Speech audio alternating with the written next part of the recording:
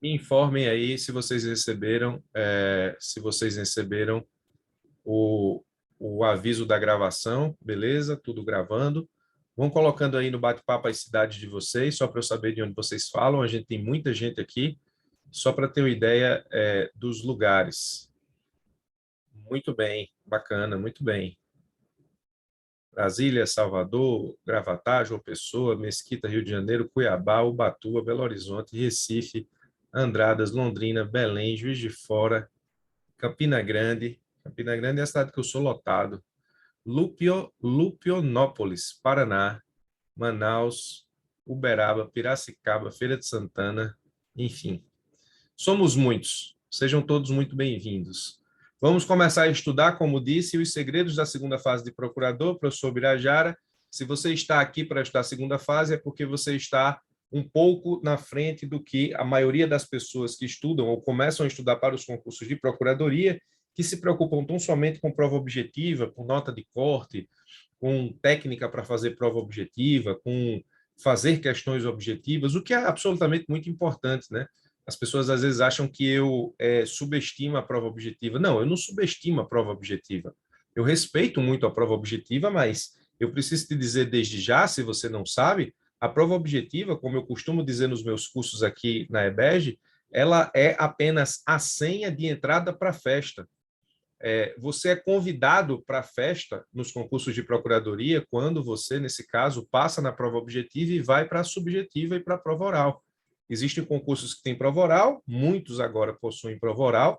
Antes a gente só via prova oral nos concursos de magistratura e Ministério Público. Hoje, praticamente, muitos concursos, não todos, mas muitos concursos da advocacia pública possuem prova oral. A Advocacia Geral da União já tem prova oral há um bom tempo. Então, a prova objetiva, por mais difícil que ela seja, por mais complicado que seja passar numa prova objetiva, e eu respeito as provas objetivas, elas te dão a senha para a festa. A festa é a segunda fase, a festa é a prova oral. Você pode até passar numa prova objetiva no susto.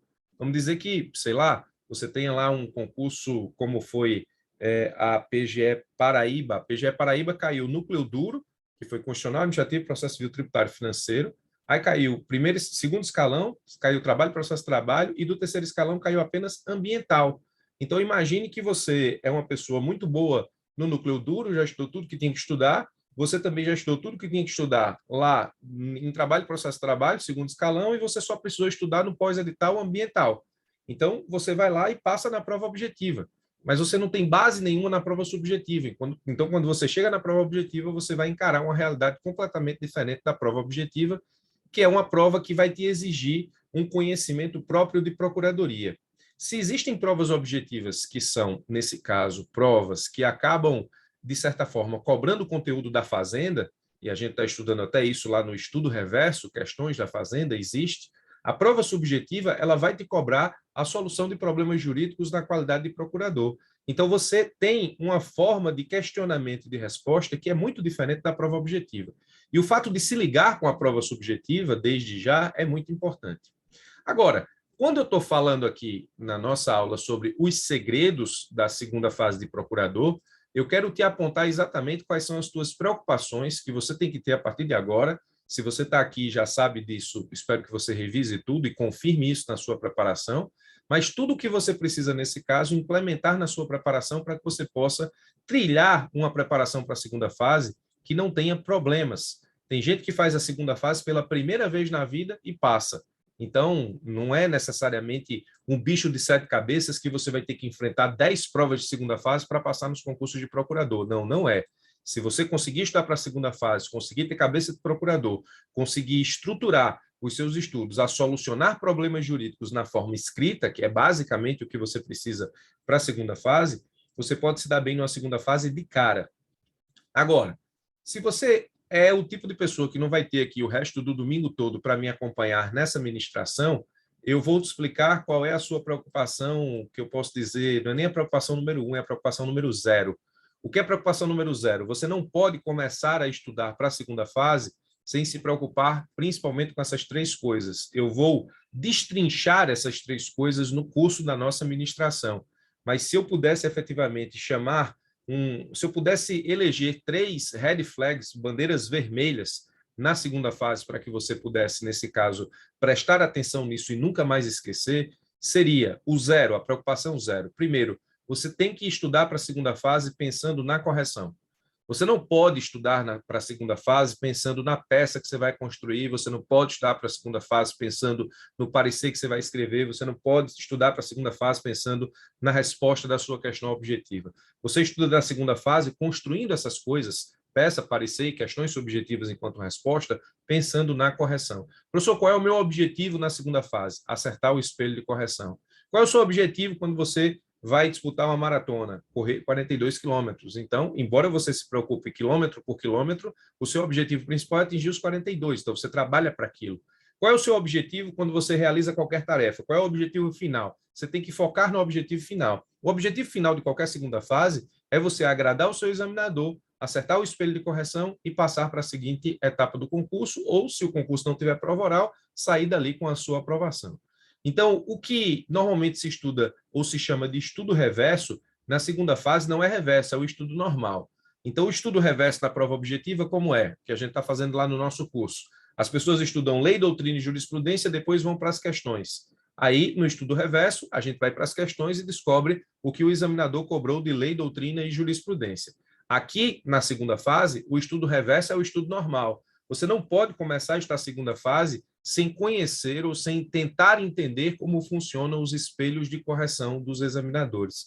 Então, você vai ter muita dificuldade se você começar a estudar para a segunda fase e fizer suas peças sem se preocupar efetivamente como os examinadores corrigem. Então, espelho de correção, entender a cabeça do examinador, entender o que o examinador valoriza ou não em termos de correção é muito importante.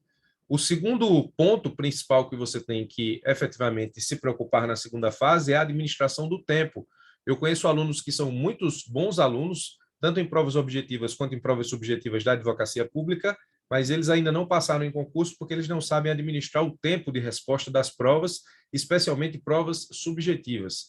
Então, existem técnicas para que você, nesse caso, possa otimizar o seu tempo de prova, principalmente quando você vai ter que escrever alguma coisa.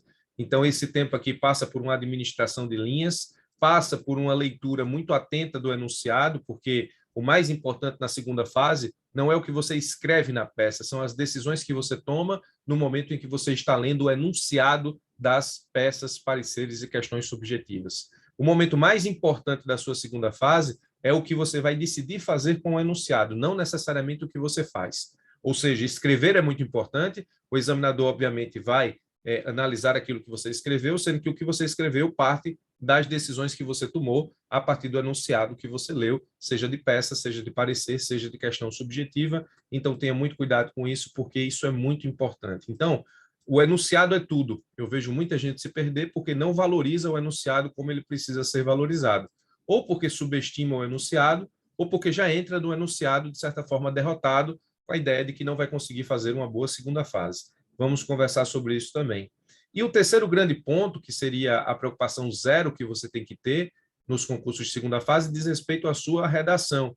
A estrutura da peça que você precisa conhecer, recomendo que você conheça a estrutura de todas as peças de forma prévia, e depois dessa estrutura da peça barra rascunho, que é justamente o esqueleto da peça que você constrói para que você possa logo depois fazer a sua peça oficial ou a sua redação oficial, que é aquela parte que vai para a leitura e correção do examinador. Isso também demonstra efetivamente que você vai saber construir uma segunda fase. Então, o ponto zero aqui de preocupação nas provas subjetivas da advocacia pública é estudar pensando no espelho de correção, saber administrar o seu tempo, isso é fundamental, e saber efetivamente como se comportar diante de uma resposta que te exige uma redação.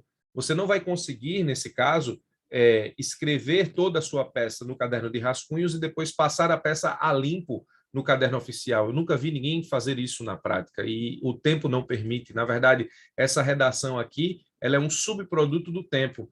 Então, você precisa aprender a estruturar a sua peça no caderno de rascunho e depois fazer uma redação oficial já com segurança, sem erros, com a administração do tempo e principalmente com a administração de linhas. Então, essas três preocupações são o tripé principal que você precisa ter para treinar numa segunda fase.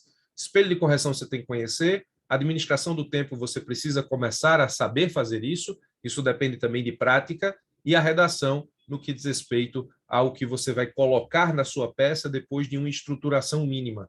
Fazer peças sem que você saiba estruturar a peça de forma anterior, ou seja, o esqueleto mínimo da peça, é loucura, é quase um suicídio, porque você não vai conseguir visualizar a administração de tempo e linhas que você precisa, nem muito menos conseguir ver de forma antecipada, sempre que possível, o espelho de correção do examinador. Então, essas são as 3 bandeiras vermelhas que eu levantaria em relação às principais dificuldades que eu vejo o pessoal ter nas provas subjetivas que você precisa prestar atenção. As pessoas estudam sem se preocupar com o espelho, as pessoas estudam sem se preocupar com a administração do tempo e sem se preocupar com a administração de linhas, e as pessoas normalmente não sabem estruturar peças antes da redação oficial, então isso requer muita atenção. Nessa nossa palestra, nessa nossa aula, nesse nosso evento, nós vamos falar sobre 6 coisas aqui que eu considero os pilares da preparação para uma segunda fase. Primeiro, prova de segunda fase, o que é, como é cobrada em prova, quais as principais características, eu vou falar sobre isso. Como estudar lei, doutrina e jurisprudência para a segunda fase, eu também vou falar sobre isso. Quais as principais peças de segunda fase, eu também falarei sobre isso.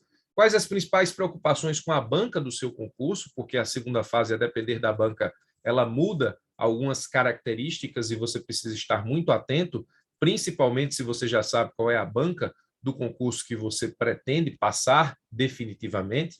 Por exemplo, as pessoas que estão se preparando para a Advocacia Geral da União, elas já têm uma esperança grande, forte e muito plausível de que o CESP, não obstante todos os problemas que essa banca tem enfrentado aí, de críticas na realização de provas e concursos, que o CESP, Sebrasp, seja a organizadora da Advocacia Geral da União, porque historicamente foi assim. E com a saída da ESAF, que realizava a prova de procurador da Fazenda Nacional, tudo indica que o CESP/Sebrasp vai organizar a próxima prova de procurador da Fazenda Nacional. Então, quando você já sabe qual é a banca do seu concurso e aquela que você provavelmente vai enfrentar uma segunda fase, isso também é fundamental para se preparar.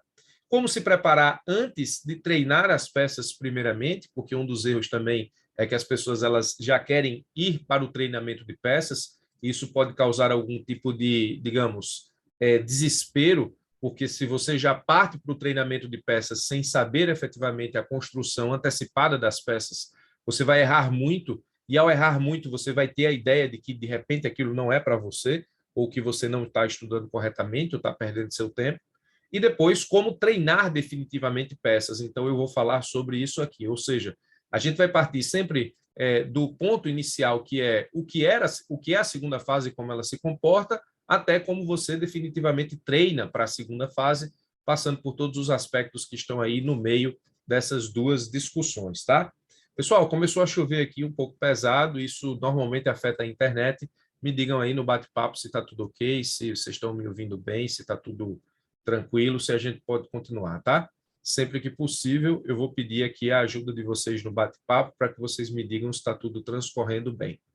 Muito bem, então vamos lá, né?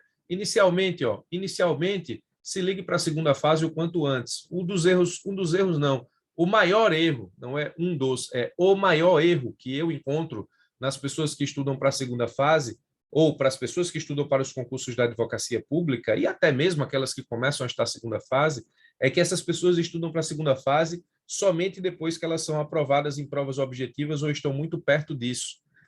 O estudo para a segunda fase ele é diferente da prova objetiva, a gente vai falar sobre isso aqui, mas é possível com que você estude provas objetivas e subjetivas ao mesmo tempo.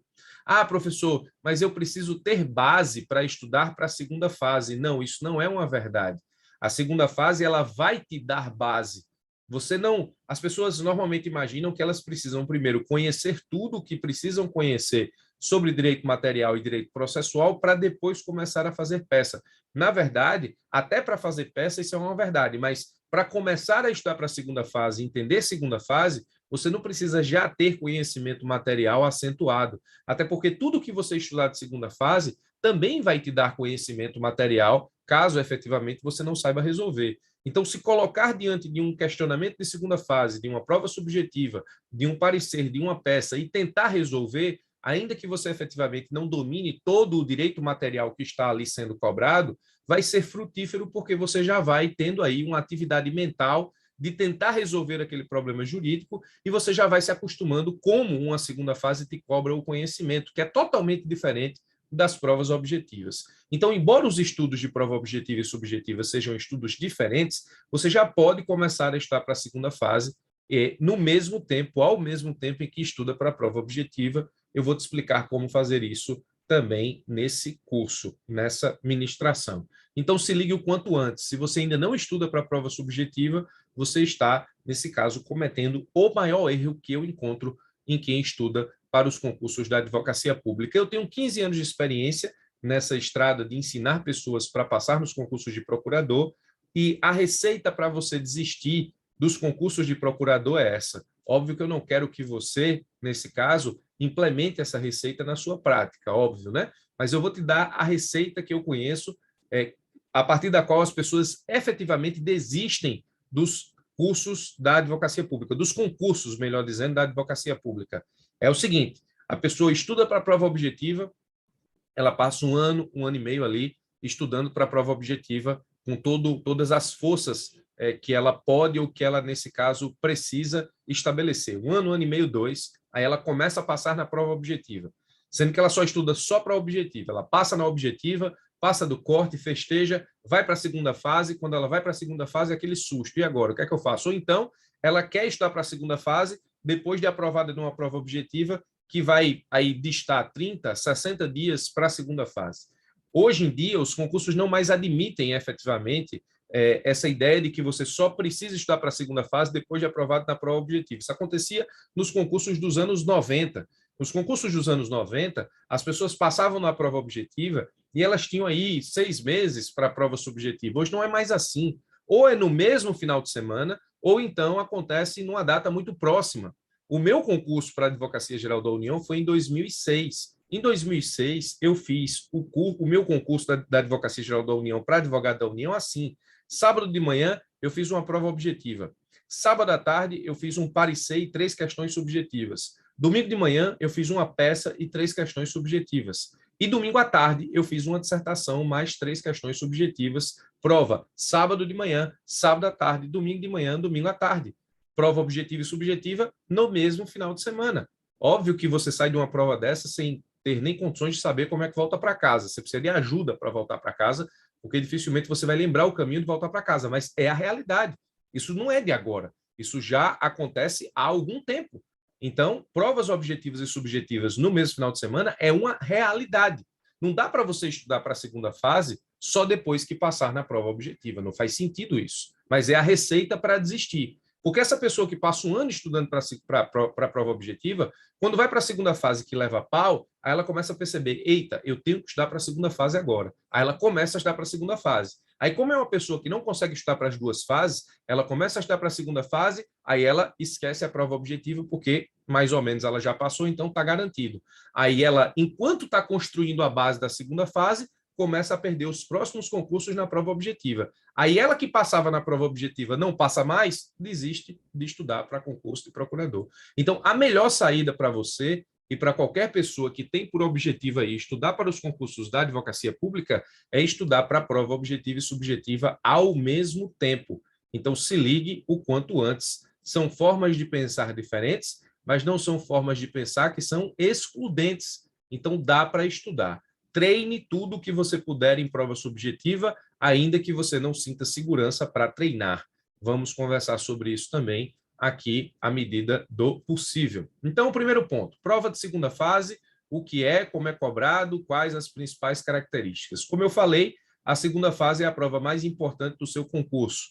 Você que está aqui provavelmente já me conhece do YouTube, do Instagram, de qualquer outro lugar, sabe que eu estudo e ministro para os concursos da advocacia pública. Eu não estudo para fazer concurso, eu estudo para ministrar, porque eu já passei no concurso que eu queria, e eu acompanho todas as provas dos concursos da advocacia pública e todos os editais. Os últimos, pelo menos, grandes editais da advocacia pública estão todos analisados lá no meu canal do YouTube. E se você pegar as provas da advocacia pública, você sempre vai perceber que a prova subjetiva ela tem, na grande maioria das vezes, ou o dobro ou o triplo de pontos da prova objetiva. É raro o concurso público que dá à prova subjetiva a mesma pontuação da prova objetiva. Acontece, mas é raro. Normalmente, a prova subjetiva tem o dobro ou o triplo de pontos da prova objetiva. E, às vezes, também, é bem verdade que alguns concursos, a prova objetiva ela nem pontua mais. A prova objetiva ela apenas seleciona uma quantidade de pessoas para ir para a segunda fase, e, nesse caso, na segunda fase, a pontuação começa a acontecer. Ou seja, se um determinado edital estabelece que as 200 primeiras notas na prova objetiva vão para a segunda fase, e quando chegam na segunda fase, todo mundo chega com 0 ponto, como já aconteceu em alguns editais, a prova objetiva não pontua, ela só serve para peneirar as pessoas que vão fazer segunda fase. E existem concursos da advocacia pública que nem prova objetiva tem. Por exemplo, PGE Rio, PGM Rio não possuem prova objetiva, o concurso já começa com a prova subjetiva. Então, cada vez mais, a prova subjetiva ela já é, mas cada vez mais a prova subjetiva é prova mais importante dos concursos de procuradoria. A PGE Goiás foi assim, ou seja, zerou a prova objetiva e as pessoas começavam a pontuar já na prova subjetiva. Então, a segunda fase é a prova mais importante do seu concurso. Professor, e a prova oral? A prova oral também é importante, mas a prova oral, a exemplo do que acontece em grande parte dos concursos, diferentemente do que aconteceu na PGE Goiás, mas eu não posso dizer que o que aconteceu na PGE Goiás foi uma regra, o que aconteceu na PGE Goiás foi uma exceção. A prova objetiva é uma prova que mais, a prova oral, perdão, é uma prova que mais aprova do que reprova. Veja, na prova objetiva, você tem uma prova que mais reprova do que aprova. Só pegar o número de candidatos e perceber aqueles que vão para a segunda fase. Você tem um número gigantesco de candidatos, vão para a segunda fase, somente uma parcela deles. Grande parte fica na prova objetiva. A prova subjetiva, da mesma forma, ela mais reprova do que aprova. Ela tem uma quantidade de aprovados muito inferior em relação à quantidade de pessoas que fazem a prova.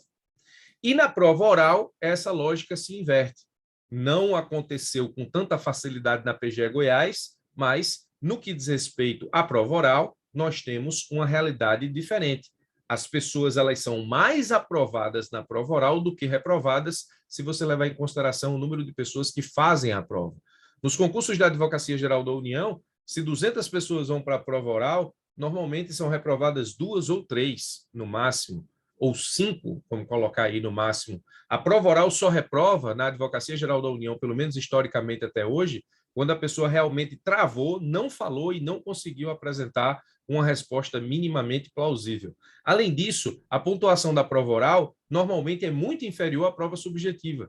E a prova de títulos tem uma pontuação mínima, mínima da mínima da mínima. Às vezes, a pontuação da prova de títulos corresponde a 5% da pontuação geral do concurso. Então, você perceba que a prova subjetiva é a prova mais importante do seu concurso, é a fase mais importante do seu concurso, é aqui onde o examinador realmente vai analisar quem sabe e quem não sabe, é aqui onde você realmente demonstra que você tem cabeça de procurador para assumir um cargo público, é aqui que você realmente demonstra que tem condições do exercício do cargo de procurador, ainda que num ambiente simulado ali, de segunda fase, mas aqui você é chamado a resolver problemas que são apresentados para os procuradores no dia a dia, feitura de peças, feitura de pareceres, por exemplo, e você precisa se aproximar da técnica utilizada no dia a dia, e isso vai fazer com que sua prova seja melhor corrigida em termos de pontuação. Aqui você precisa demonstrar que é advogado público antes da posse. É na segunda fase que você demonstra para o seu examinador que você está pronto para o exercício do cargo. E, nesse caso aqui, ó, eu coloco aqui já um tom um pouco coloquial, mas é verdade.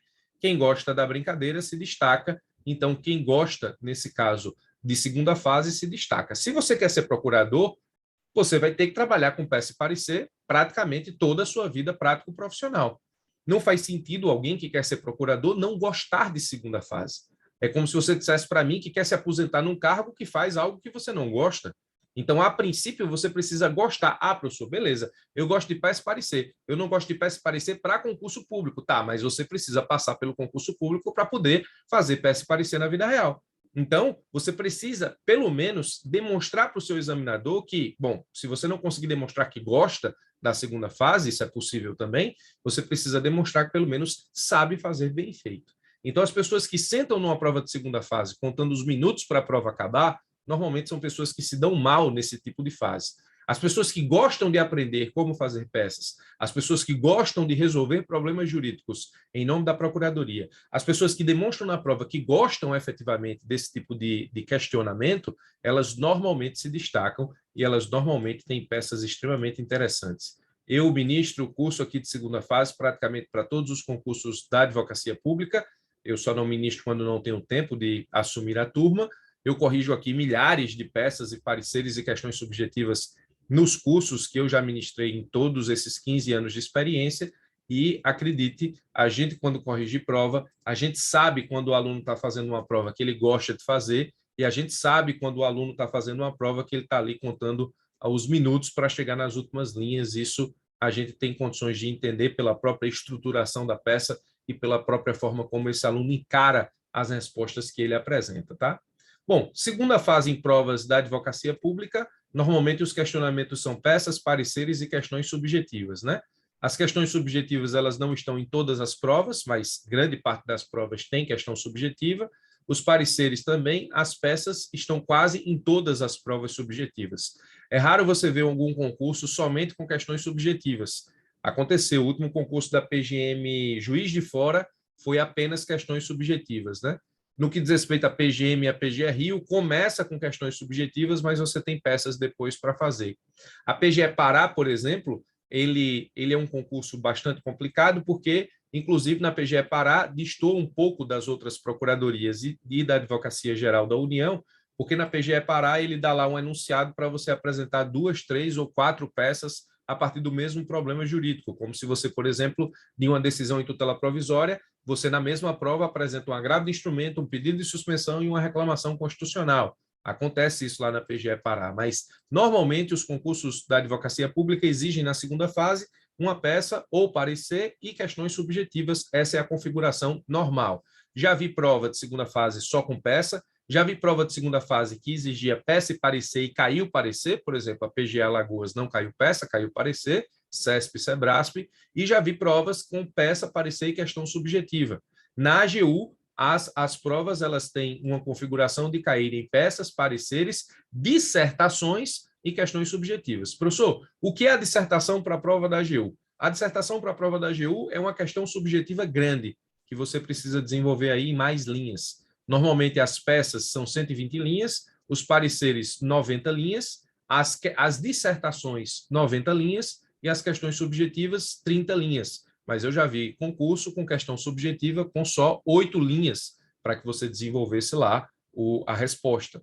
Razão pela qual, quanto menor o número de linhas, mais cirúrgico você precisa ser na resposta, porque, como eu disse lá em cima, você precisa acertar o quê? O espelho de correção. Então, quanto mais cirúrgico você for na resposta, maior a tendência de você acertar o espelho de correção do examinador em relação a uma questão com poucas linhas. Ou seja, 8 linhas, você tem que pensar exatamente o que o examinador quer e, sem enrolação, resolver a questão apresentando a solução que muito provavelmente estará no espelho de correção dele. Então, quanto menor o número de linhas, a sua mira de acerto naquilo que o examinador quer no espelho de correção precisa ser muito acentuada. Você só consegue isso com prática, você só consegue isso com muito treino. Quais são as principais características da segunda fase? A segunda fase, ela exige solução de problemas jurídicos. Então, diferentemente da prova objetiva, na prova objetiva a resposta está lá na sua frente, você só precisa encontrar. Por exemplo, numa prova ABCDE, você vai encontrar a resposta correta dentre as alternativas apresentadas pelo seu examinador. A resposta está ali, você só vai ter que encontrar. Não estou dizendo que isso é fácil, mas estou dizendo que isso é uma abordagem muito diferente da apresentação de um problema jurídico que você tem que resolver na qualidade de procurador. Se a prova for certo ou errado, estilo CESP, SEBRASP, a resposta também está lá. A sentença está lá, você vai ter que julgá-la, dizer se está certo ou está errado. Mas está lá porque uma vírgula vai transformar aquela sentença errada em uma assertiva errada, uma palavra colocada fora do lugar vai ser colocada justamente para que aquela assertiva esteja errada, ou seja, você consegue encontrar mais ou menos pelo enunciado os erros e os acertos ou se os enunciados são A, B, C, D, E, você vai conseguir encontrar a resposta objetiva na sua prova. Então, a prova objetiva é uma prova de reconhecimento. É o que eu chamo de prova cara-crachá. O que é prova cara-crachá? Eu sei, a resposta está aqui, vou marcar essa alternativa. Eu sei se isso está certo ou errado, vou marcar essa alternativa.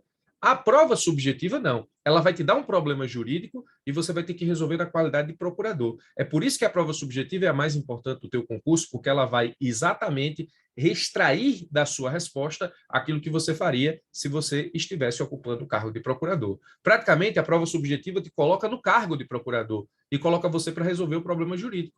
E o problema jurídico ideal, em tese, é aquele que está na resposta do examinador. Então, quanto mais próximo você estiver da resposta do examinador, na qualidade de procurador resolvendo aquele enunciado, mais próximo você vai estar do cargo que você precisa ocupar ou que você quer ocupar sendo aprovado no concurso. Então, exige solução de problemas jurídicos. E para resolver problemas jurídicos, você precisa concatenar lei, doutrina e jurisprudência. Professor, como é que eu resolvo problemas jurídicos a partir de questões próprias da Fazenda? Bom, você pode começar a entender como isso acontece vendo lá meus vídeos no YouTube. Todas as decisões judiciais que eu gravo acerca da jurisprudência do STJ e do STF não é uma mera repetição do informativo.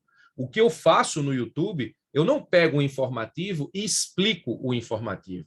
Eu não pego a decisão do STJ ou do Supremo e explico a decisão do STJ e do Supremo. Eu pego a decisão do STJ e do Supremo, se ela é favorável ou não à fazenda pública, e eu mostro para você como você se comporta num concurso se aquilo for questionado para que você resolva numa peça, num parecer e numa questão subjetiva. É daquela forma como se pensa como procurador para resolver problemas. Talvez por isso eu tenha tanta felicidade quando eu acerto o que cai na prova e as pessoas vão me agradecer porque viram aquilo no YouTube e viram efetivamente como responder na qualidade de procurador. Então, não é uma mera repetição do julgado. Na verdade, eu pego aquilo que a decisão judicial estabelece enquanto, digamos, apontamento jurisprudencial e te digo o que a Fazenda pensa sobre aquilo. Se a Fazenda for a favor daquilo, eu te digo. Se a Fazenda for contrária àquilo, eu te digo. Se a Fazenda ela tem argumentos contrários à jurisprudência, que você também tenha que sustentar esses argumentos na prova, eu também te digo. Eu faço isso no YouTube, mas eu faço isso também num curso de teses chamado Cabeça de Procurador, Teses da Fazenda. Tem um curso que foi gravado em 2018, com as teses de 2018, tem um segundo curso com as teses de 2019, 2020, e tem um terceiro curso agora, que eu vou lançar ainda com as teses 2021, 2022, até junho de 2022, mas isso é para outro momento. Mas eu faço isso também no YouTube com as decisões principais STJ, STF, tá? Então, você precisa solucionar problemas jurídicos concatenando conhecimento, nesse caso, lei, doutrina e jurisprudência. Então, quando você, nesse caso, precisa solucionar problemas jurídicos, eu chamo isso de teses da Fazenda. O que são teses da Fazenda? Quando a Fazenda concorda com a jurisprudência, eu chamo de tese. Quando a jurisprudência discorda da Fazenda, eu chamo de tese. O que é tese da Fazenda? É o que a Fazenda pensa sobre aquilo, e não necessariamente sobre o que o judiciário pensa. Porque, às vezes, você, numa prova, vai ter que, de repente, enfrentar uma decisão jurisprudencial a partir, efetivamente, do entendimento da Fazenda que você esteja fazendo prova. Então, pode ser que, por exemplo, a PGE, sei lá, Rondônia, ela não concorde com a jurisprudência do STJ e que a sua procuradoria esteja diuturnamente lutando contra aquela jurisprudência. No momento em que você está na prova de segunda fase, se for PGE Rondônia e cair aquele assunto, você vai ter que se comportar como procurador, você não vai poder simplesmente dizer que a jurisprudência está correta. Você vai dizer que existe a jurisprudência, você ressalva a jurisprudência e ataca a jurisprudência, porque as provas de segunda fase estão simulando a sua vida, a sua cabeça de procurador. É assim que funciona. Então, exige solução de problemas jurídicos, então você tem que começar a pensar como procurador o quanto antes, por isso que o meu curso chama-se Cabeça de Procurador, é para a segunda fase. Exige boa redação da língua portuguesa, ou seja, do uso do vernáculo. Aqui, se você tem alguma dificuldade de formação no que diz respeito ao estudo da língua portuguesa, resolva isso quanto antes, porque é normal que os concursos de segunda fase eles retirem pontos pelos erros de gramática, de grafia, de concordância que você apresenta na sua prova. Então, tente fazer uma prova limpa. Se você não é Se você é uma pessoa que tem dificuldades, por exemplo, na língua portuguesa, você tenta escrever da forma mais limpa e fácil possível para não se atrapalhar, tentando ser prolixo ou tentando ser, nesse caso, digamos, ter uma redação rebuscada ou difícil, e isso acabar, nesse caso, trazendo prejuízos do que diz respeito à correção da língua portuguesa. E eu nem recomendo que você, em segunda fase, seja prolixo, ainda que você consiga fazer isso utilizando o vernáculo de forma normal. Segunda fase é o mais simples possível, porque você precisa demonstrar para o seu examinador que você conhece o assunto e não necessariamente impressioná-lo com o seu dom professoral ou coisa parecida. Então, segunda fase, você precisa saber resolver problemas jurídicos, mas não pode apresentar isso de forma prolixa, né? Exige conhecimento formal, claro, conhecimento formal é algo que todo jurista está acostumado, né?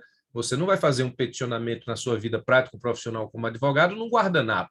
Você sabe que existe uma forma para isso. Então, conhecimento formal é da nossa profissão, é do nosso métier, como se diz, né? É da nossa vida profissional. A gente está acostumado com forma desde que a gente entrou na faculdade e entendeu que o direito tem um aspecto formal extremamente carregado, porque precisa ser assim. Isso é uma parte burocrática que o direito exige para que as coisas possam acontecer. Então, essas são as principais características da segunda fase. Você precisa saber resolver problema jurídico, você precisa ser bom de redação do vernáculo, você precisa entender que concurso público exige conhecimento formal na segunda fase, você precisa respeitar esse conhecimento formal, precisa conhecer e respeitar, e você precisa saber concatenar conhecimento jurídico diverso a partir de 3 principais fontes: lei, doutrina e jurisprudência. Ah, professor, mas eu estudo lei, doutrina e jurisprudência para a prova objetiva. É diferente.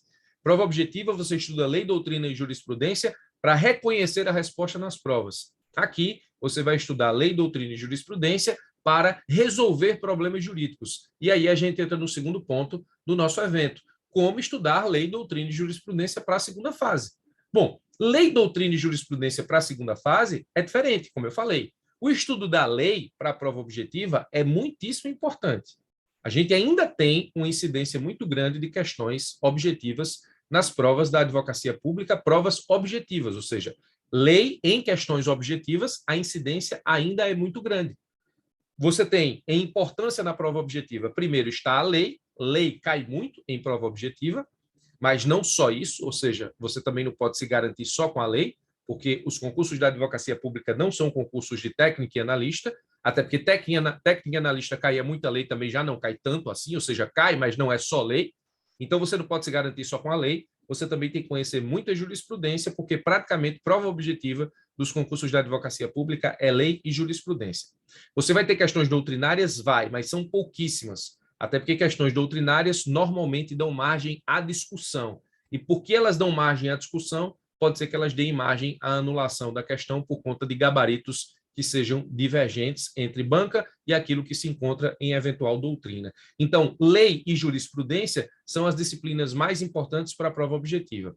Para a prova subjetiva, as disciplinas, ou melhor, não é bem disciplina, né? A gente está falando de fonte de conhecimento. Então, só para deixar claro, lei e jurisprudência são as fontes do conhecimento mais importantes para a prova objetiva. Na prova subjetiva, as fontes mais importantes, aí não, a lei não tem tanta importância mais. Doutrina e jurisprudência têm mais importância. Jurisprudência tem uma importância, digamos, muito maior. A doutrina ela vai ter uma importância diminuta, mas ela vai rechear a tua resposta, porque ela vai te dar condições de responder a partir do desenvolvimento de conceitos, princípios, classificações, eventuais exceções ou regras gerais de determinados institutos. Então, por isso que eu digo que não dá tempo você estudar para a segunda fase somente depois de passar na prova objetiva, e por isso que eu digo aqui, ó, se ligue para a segunda fase o quanto antes. Por quê? Na prova objetiva, você está muito acostumado a dar uma boa pegada na lei e na jurisprudência. Aí, quando chega na prova subjetiva, a jurisprudência que você estudou de uma forma a reconhecer se ela está certa ou errada na prova objetiva, ela vai ser cobrada de forma diferente na prova subjetiva, e a lei que você deu tanta importância para a prova objetiva, normalmente na segunda fase, você faz a segunda fase com a lei na mão, com o vade-mecum, só para mostrar para você que essa lei não é tão importante para o enfrentamento de segunda fase. E o examinador, ele não deixa você fazer a segunda fase com a lei na mão porque ele é bonzinho, não. O examinador ele deixa você fazer a segunda fase com a lei na mão, porque ele vai querer que você indique quais são os dispositivos da lei que você deve efetivamente estabelecer na sua resposta, porque esses dispositivos vão estar no gabarito, ou melhor, no espelho de correção. Gabarito é prova objetiva, né? Prova subjetiva é espelho de correção. Lá no espelho de correção, quando o examinador deixa você fazer a prova com vade-mecum, é porque ele quer que você não somente desenvolva o ponto, mas você diga na lei qual é o dispositivo, qual é a lei, qual é o artigo, qual é o inciso, qual é a linha, qual é a lei que você aplicou, porque se você errar esses dispositivos, você vai perder pontos no espelho de correção. Então, o examinador não deixa você fazer prova com consulta porque ele é bonzinho. Às vezes, uma prova com consulta é mais difícil do que uma prova sem consulta, porque você vai ter que estar preocupado ou preocupada em colocar todos os dispositivos legais do espelho de correção na sua prova. Não é para lhe ajudar que existe o vade-mecum. Então, o estudo para a segunda fase é bem diferente do estudo da prova objetiva. Vamos lá, estudo da lei. Estudo da lei. Prova com consulta. Prova com consulta, você não precisa se preocupar em decorar dispositivos legais, porque você vai ter que se preocupar tão somente em ter memória visual do seu vade-mecum.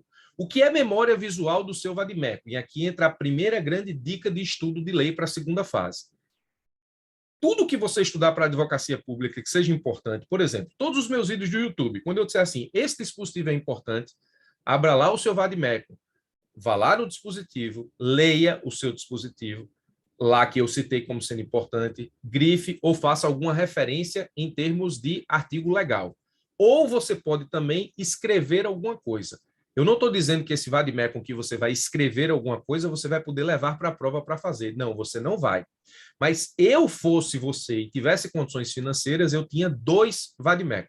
Eu teria o meu vade-mecum que eu pudesse fazer referências e eu teria um igual, exatamente limpo, em branco, sem nenhuma referência, para que eu guardasse a memória visual do que eu estudo para aquilo que eu vou levar na prova na segunda fase. Então, eu sou uma pessoa que tenho muita memória visual. Eu consigo me lembrar das coisas que eu estava para a Advocacia Geral da União na época que eu estudava, eu consigo me lembrar, às vezes, se aquilo estava na parte de cima, no meio ou na parte de baixo da página do livro. Eu não consigo me lembrar da página do livro, mas eu consigo me lembrar da posição onde eu li aquilo na página do livro. Então, para quem tem memória visual, isso é muito bom, porque você acaba construindo o vade-mecum que vai te dar memória visual, e quando você for para o vade-mecum que está em branco, que não está com as suas anotações, as anotações praticamente elas aparecem na página em branco, porque você já viu aquilo em algum lugar. Então, você tem um vade-mecum para ter memória visual e outro para fazer prova, de preferência igual. Professor, e quando o vade-mecum ele muda a edição, eu tenho que fazer tudo isso de novo? Não, aí você espera 1 ou 2. Você atualiza o seu próprio vade-mecum para não perder memória visual. Quando você mudar de vade-mecum, tente manter o vade-mecum da mesma marca, porque normalmente a memória visual não muda muito, e aí você passa as suas transcrições para o novo vade-mecum. Obviamente que isso não é fácil, é uma tarefa difícil, mas se fosse fácil passar em concurso, todo mundo passava. Na verdade, a gente não teria aqui praticamente 500 pessoas, 497 pessoas comigo aqui, num domingo à noite, no limite de 500 pessoas estudando como passar para a segunda fase, se isso fosse fácil. Não é fácil, mas existe um caminho. Se a prova for com consulta, você precisa ter memória visual do seu vade-mecum. Então, tem gente que se preocupa com vade-mecum quando passa da objetiva para a subjetiva. Não faz o menor sentido. Você já tem que ter conhecimento, intimidade com o vade-mecum. Se a prova for sem consulta, às vezes essa prova é mais fácil. Por quê? Embora você não vá ter acesso à lei, e normalmente as questões subjetivas elas não são respondidas somente com a lei, então não faz muita diferença, você não precisa se preocupar em indicar dispositivos que eventualmente estejam no seu espelho de correção. Se você fizer uma prova com consulta, o espelho de correção, o espelho do examinador é cheio de referência legal. Se você fizer uma prova sem consulta, o espelho de correção normalmente tem muito menos referências legais. Às vezes tem, às vezes não tem. Aí, existem dispositivos que você precisa conhecê-los independentemente de fazer prova com ou sem consulta. Por exemplo, você vai fazer prova de PGE, você vai ter que conhecer o artigo 132 da Constituição Federal, que é o princípio da unicidade de representação. Você precisa saber que o princípio de unicidade de representação está no artigo 132 da Constituição, você precisa saber. Se você for fazer, por exemplo, prova da Advocacia Geral da União, você precisa saber que a lei orgânica da Advocacia Geral da União é a lei complementar 73/93, você vai ter que saber. Então, esses dispositivos que são comuns cujo conhecimento é praticamente uma obrigação de quem vai fazer prova de procurador, o examinador pode exigir no teu espelho de correção, ainda que sua prova seja sem consulta. Por exemplo, a representação da União no Código de Processo Civil estão, nesse caso, estabelecidas no artigo 75, inciso 1 do Código de Processo Civil. Artigo 75, inciso 2 do Código de Processo Civil, a representação dos estados por seus procuradores. Então, isso você tem que saber, independentemente de vadimécum ou não. A lei orgânica da Procuradoria, da PGE ou da PGM, que você faz prova. Você tem que saber o número dessa lei, você precisa saber qual é o artigo dessa lei que fundamenta a representação. Se sua prova for com ou sem consulta, você tem que saber, tá? Então, cuidado com isso. A prova com consulta, ela acaba sendo uma prova mais difícil, você vai ter que ter muita preocupação com o espelho de correção, especialmente no que diz respeito à indicação dos dispositivos legais. Então, o espelho de correção aqui é interessante. No que diz respeito às provas sem consulta, então, o espelho de correção, normalmente, ele não tem tantos dispositivos legais de cobrança, mas você precisa ficar preocupado ou preocupada com os dispositivos que são de conhecimento obrigatório. Artigo 132 para a PGE, artigo 131 da Constituição para a AGU, artigo 75, inciso 1 para a União, no que diz respeito à representação do CPC, artigo 75, inciso 2, artigo 37, parágrafo 6º, que fala da responsabilidade civil do Estado. Então, nesse caso, nós temos essa ideia de conhecer os dispositivos que são mais comuns nesse caso, tá? E também os dispositivos, os dispositivos legais referentes às peças, né? Por exemplo, contestação. De tanto fazer contestação, você vai saber que a contestação está fundada no artigo 335 e seguintes do CPC. Então, esses dispositivos que fundamentam as peças também são importantes. Estudo da doutrina. Bom, eu disse para vocês que a lei ela não tem tanta importância para a segunda fase, porque realmente ela não tem. E aí, a lei, na segunda fase, ela tem importância para que você possa fundamentar as suas respostas a partir dos dispositivos legais. Se for com consulta, vadimécum, você precisa saber isso. Se for sem consulta, você precisa conhecer os dispositivos fundamentais. Agora, o estudo da doutrina, se ele não é muito importante para a prova objetiva, para a prova subjetiva ele é fundamental. Por quê? Por exemplo, quando você vai ter que apresentar uma resposta, normalmente você pode começar a apresentação dessa resposta desenvolvendo um princípio. E os princípios, normalmente, você aprende os princípios, os conceitos principiológicos, a aplicação dos princípios com o estudo da doutrina, não é com o estudo da lei, nem com o estudo da jurisprudência. Se você vai falar sobre improbidade administrativa, você vai ter que conceituar numa segunda fase o que é improbidade. Então, você precisa, nesse caso, também conhecer o princípio, os princípios que regem a defesa da probidade ou a improbidade, e você precisa saber o conceito de improbidade. Você também precisa conhecer, muitas vezes, a partir de um conhecimento doutrinário, classificações, exceções, regras gerais. Então, todas as vezes que você for desenvolver uma resposta subjetiva, você vai precisar de elementos que você aprende na doutrina. Conceitos, classificações, regra geral, princípios, exceções. Então, nesse caso, você, no momento em que está numa segunda fase, precisa desenvolver conceitos doutrinários sem sombra de dúvida. E aí, você não pode aqui ficar divagando sobre discussões doutrinárias. Não é o caso. Onde a doutrina diverge, que são, nesse caso, as teses doutrinárias contrapostas, isso normalmente não está na tua prova. A prova não vai perguntar sobre a disputa de duas teses doutrinárias, uma capitaneada, nesse caso, por fulano, outra capitaneada por cicrano. Isso normalmente não é objeto de prova.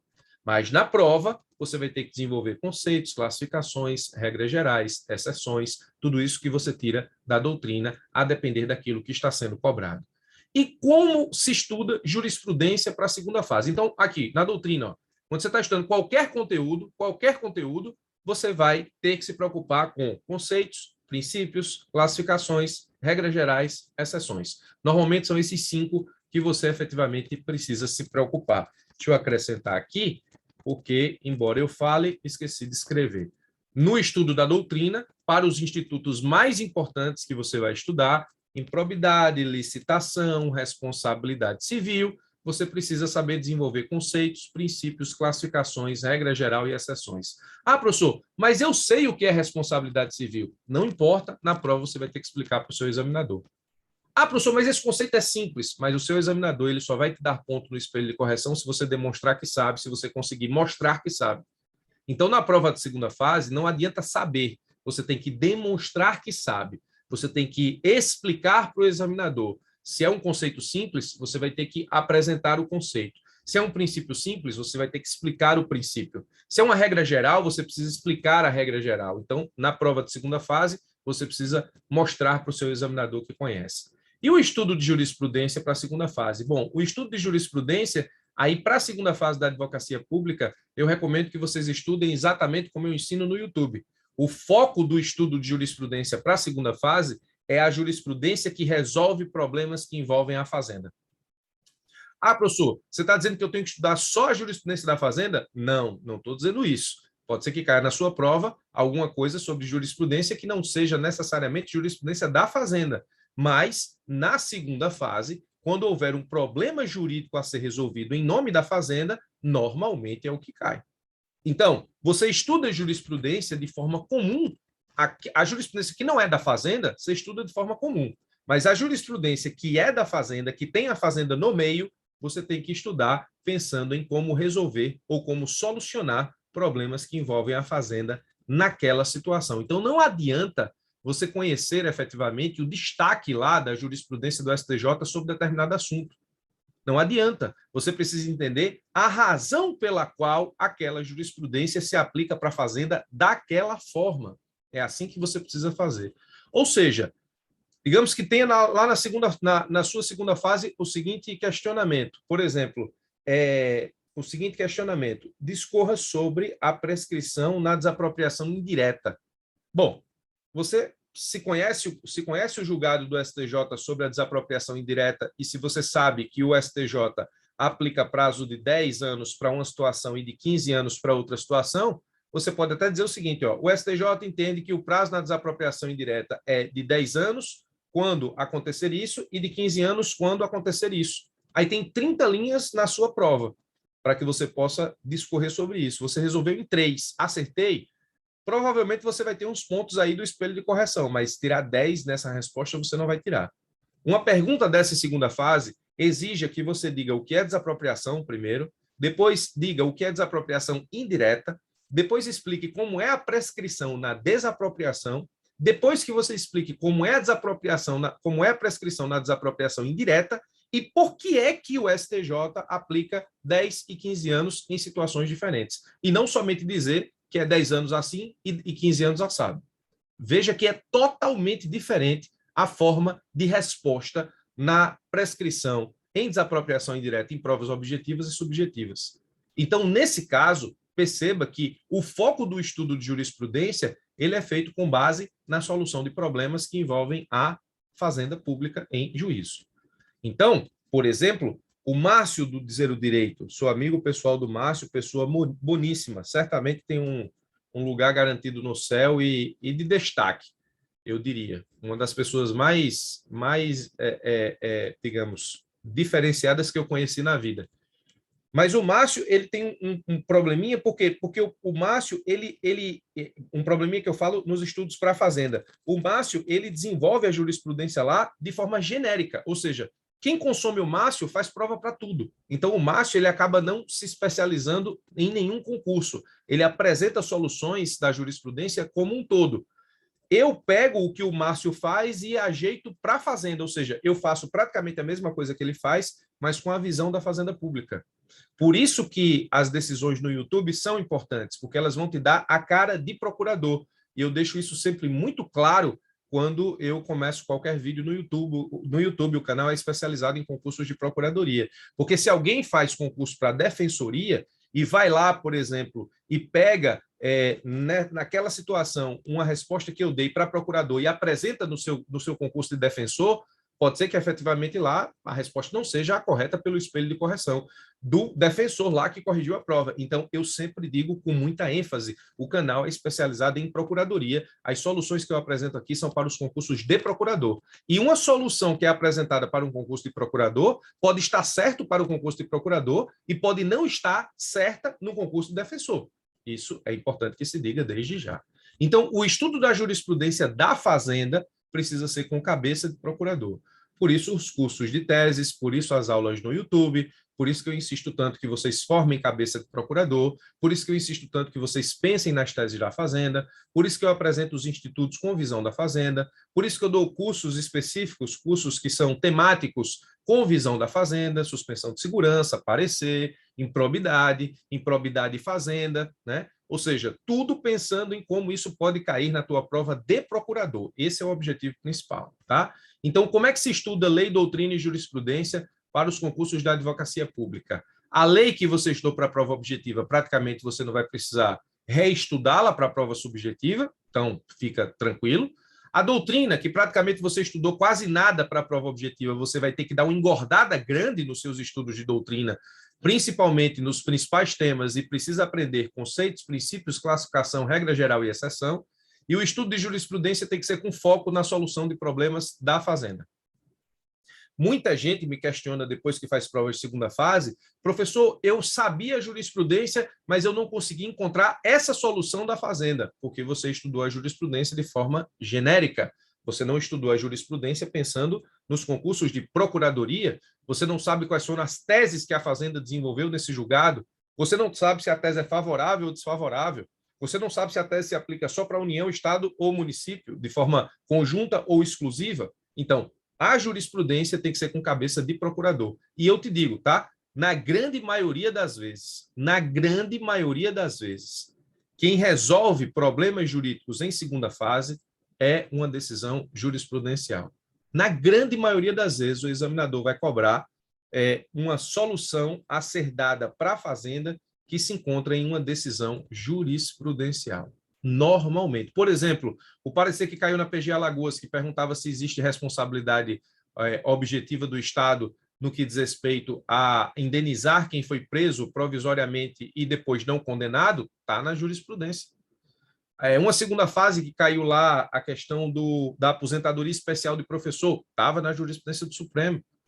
Então, assim, normalmente a segunda fase ela vai te cobrar o conhecimento de jurisprudência. Ou uma questão subjetiva vai te cobrar um conhecimento doutrinário. A questão subjetiva pode dizer assim, discorra sobre intervenção anômala. Acabou.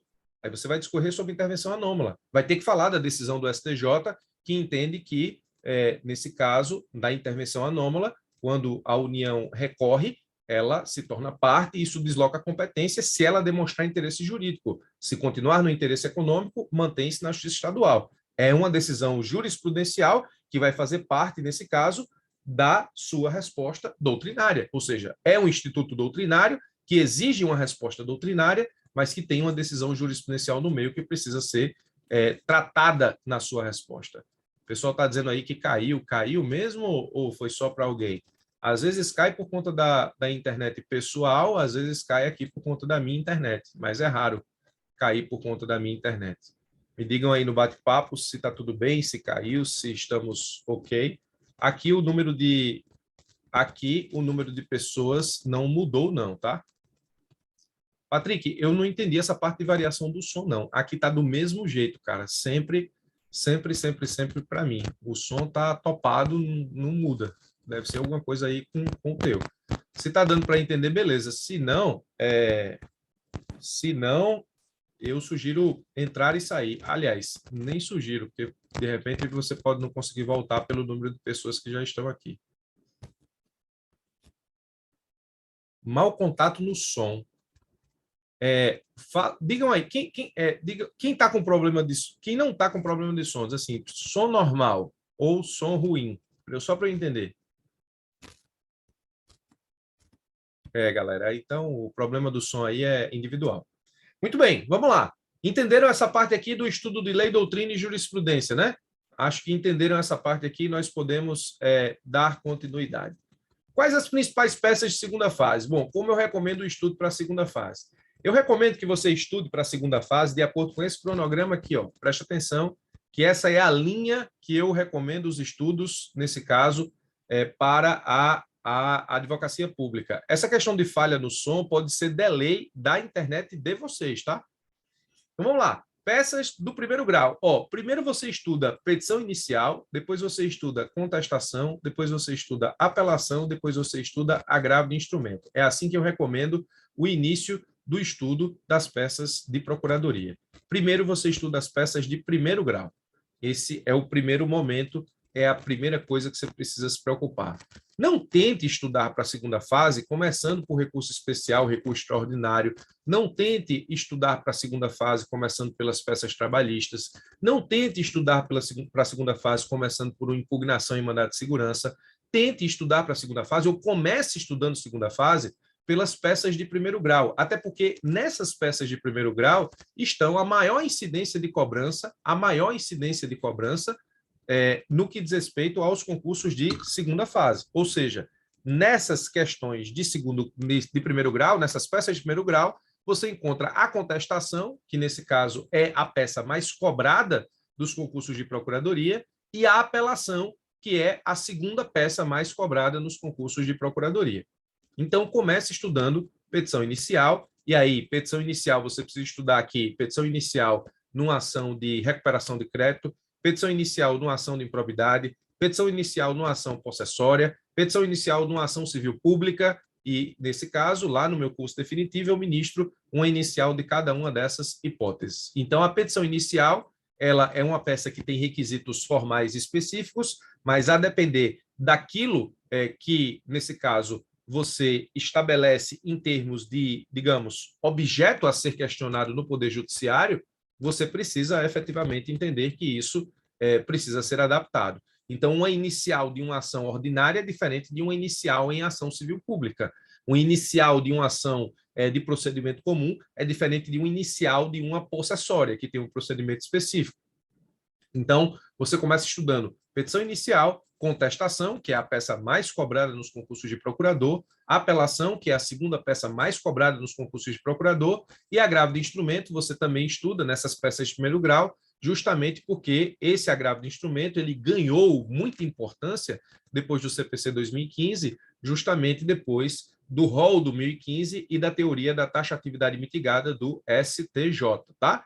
Depois que você se tornar aí alguém que sabe resolver as peças de primeiro grau, você parte para as peças de segundo grau. As peças de segundo grau seriam aquelas apresentadas a partir de acórdãos do TJ ou do TRF, que seria justamente recurso especial e recurso extraordinário. Embargos de declaração, eu não coloco aqui como peça de primeiro ou de segundo grau, eu coloco como peça solta. Então, o seu estudo de segunda fase tem que começar pelas peças de primeiro grau, aliás, não tem que começar, né? Eu coloco isso como sendo a ideia de começar por aquilo que seja mais razoável em termos de, como é que eu posso dizer, estrutura lógica para aprender segunda fase. Então, eu peço que, se você for começar a estudar a segunda fase, estude exatamente começando pela peça de primeiro grau, inicial, contestação, apelação, agravo de instrumento, peças de segundo grau, recurso especial, recurso extraordinário. Nessas 6 peças aqui, estão grande parte dos concursos de procuradoria. Grande parte mesmo. Talvez 85% se resuma a alguma peça dessa aqui. Aí você, depois que estudar tudo isso, estuda as peças soltas. Quais são as peças soltas? Informações de mandado de segurança, ou, nesse caso, a manifestação em mandado de segurança enquanto fazenda pública, ou informações de mandado de segurança, assessorando aí a autoridade coatora. Suspensão de segurança, que é uma peça solta, é uma peça processual, mas não é recurso. Peças na execução fiscal, medida cautelar fiscal, essa parte aqui do processo tributário também é importante entender. Reclamação constitucional, é uma peça raríssima de cair em provas de concurso, mas pode cair, mas não é difícil. As peças trabalhistas, depois que você aprender a inicial aqui, fica fácil você apresentar um inicial de consignação em pagamento na Justiça do Trabalho, que às vezes a gente apresenta como fazenda pública. Depois que você aprende aqui contestação, basta só adaptar para apresentar uma contestação trabalhista com os requisitos da CLT. Depois que você aprende a apelação, fica fácil entender o recurso ordinário trabalhista. Depois que você entende o recurso extraordinário, fica fácil entender o recurso de revista, porque o recurso de revista se aproxima muito mais do recurso extraordinário para o Supremo do que do recurso de revista para o STJ, porque tem o requisito da transcendência, que parece com o requisito da repercussão geral do recurso extraordinário. Aí, depois, você também pode começar a entender os embargos de declaração, raríssimo de cair, porque é muito simples até, embargos em execução de título extrajudicial, impugnação ou cumprimento de sentença, que são peças extremamente fáceis, raríssimas de cair, às vezes caem, mas é fácil.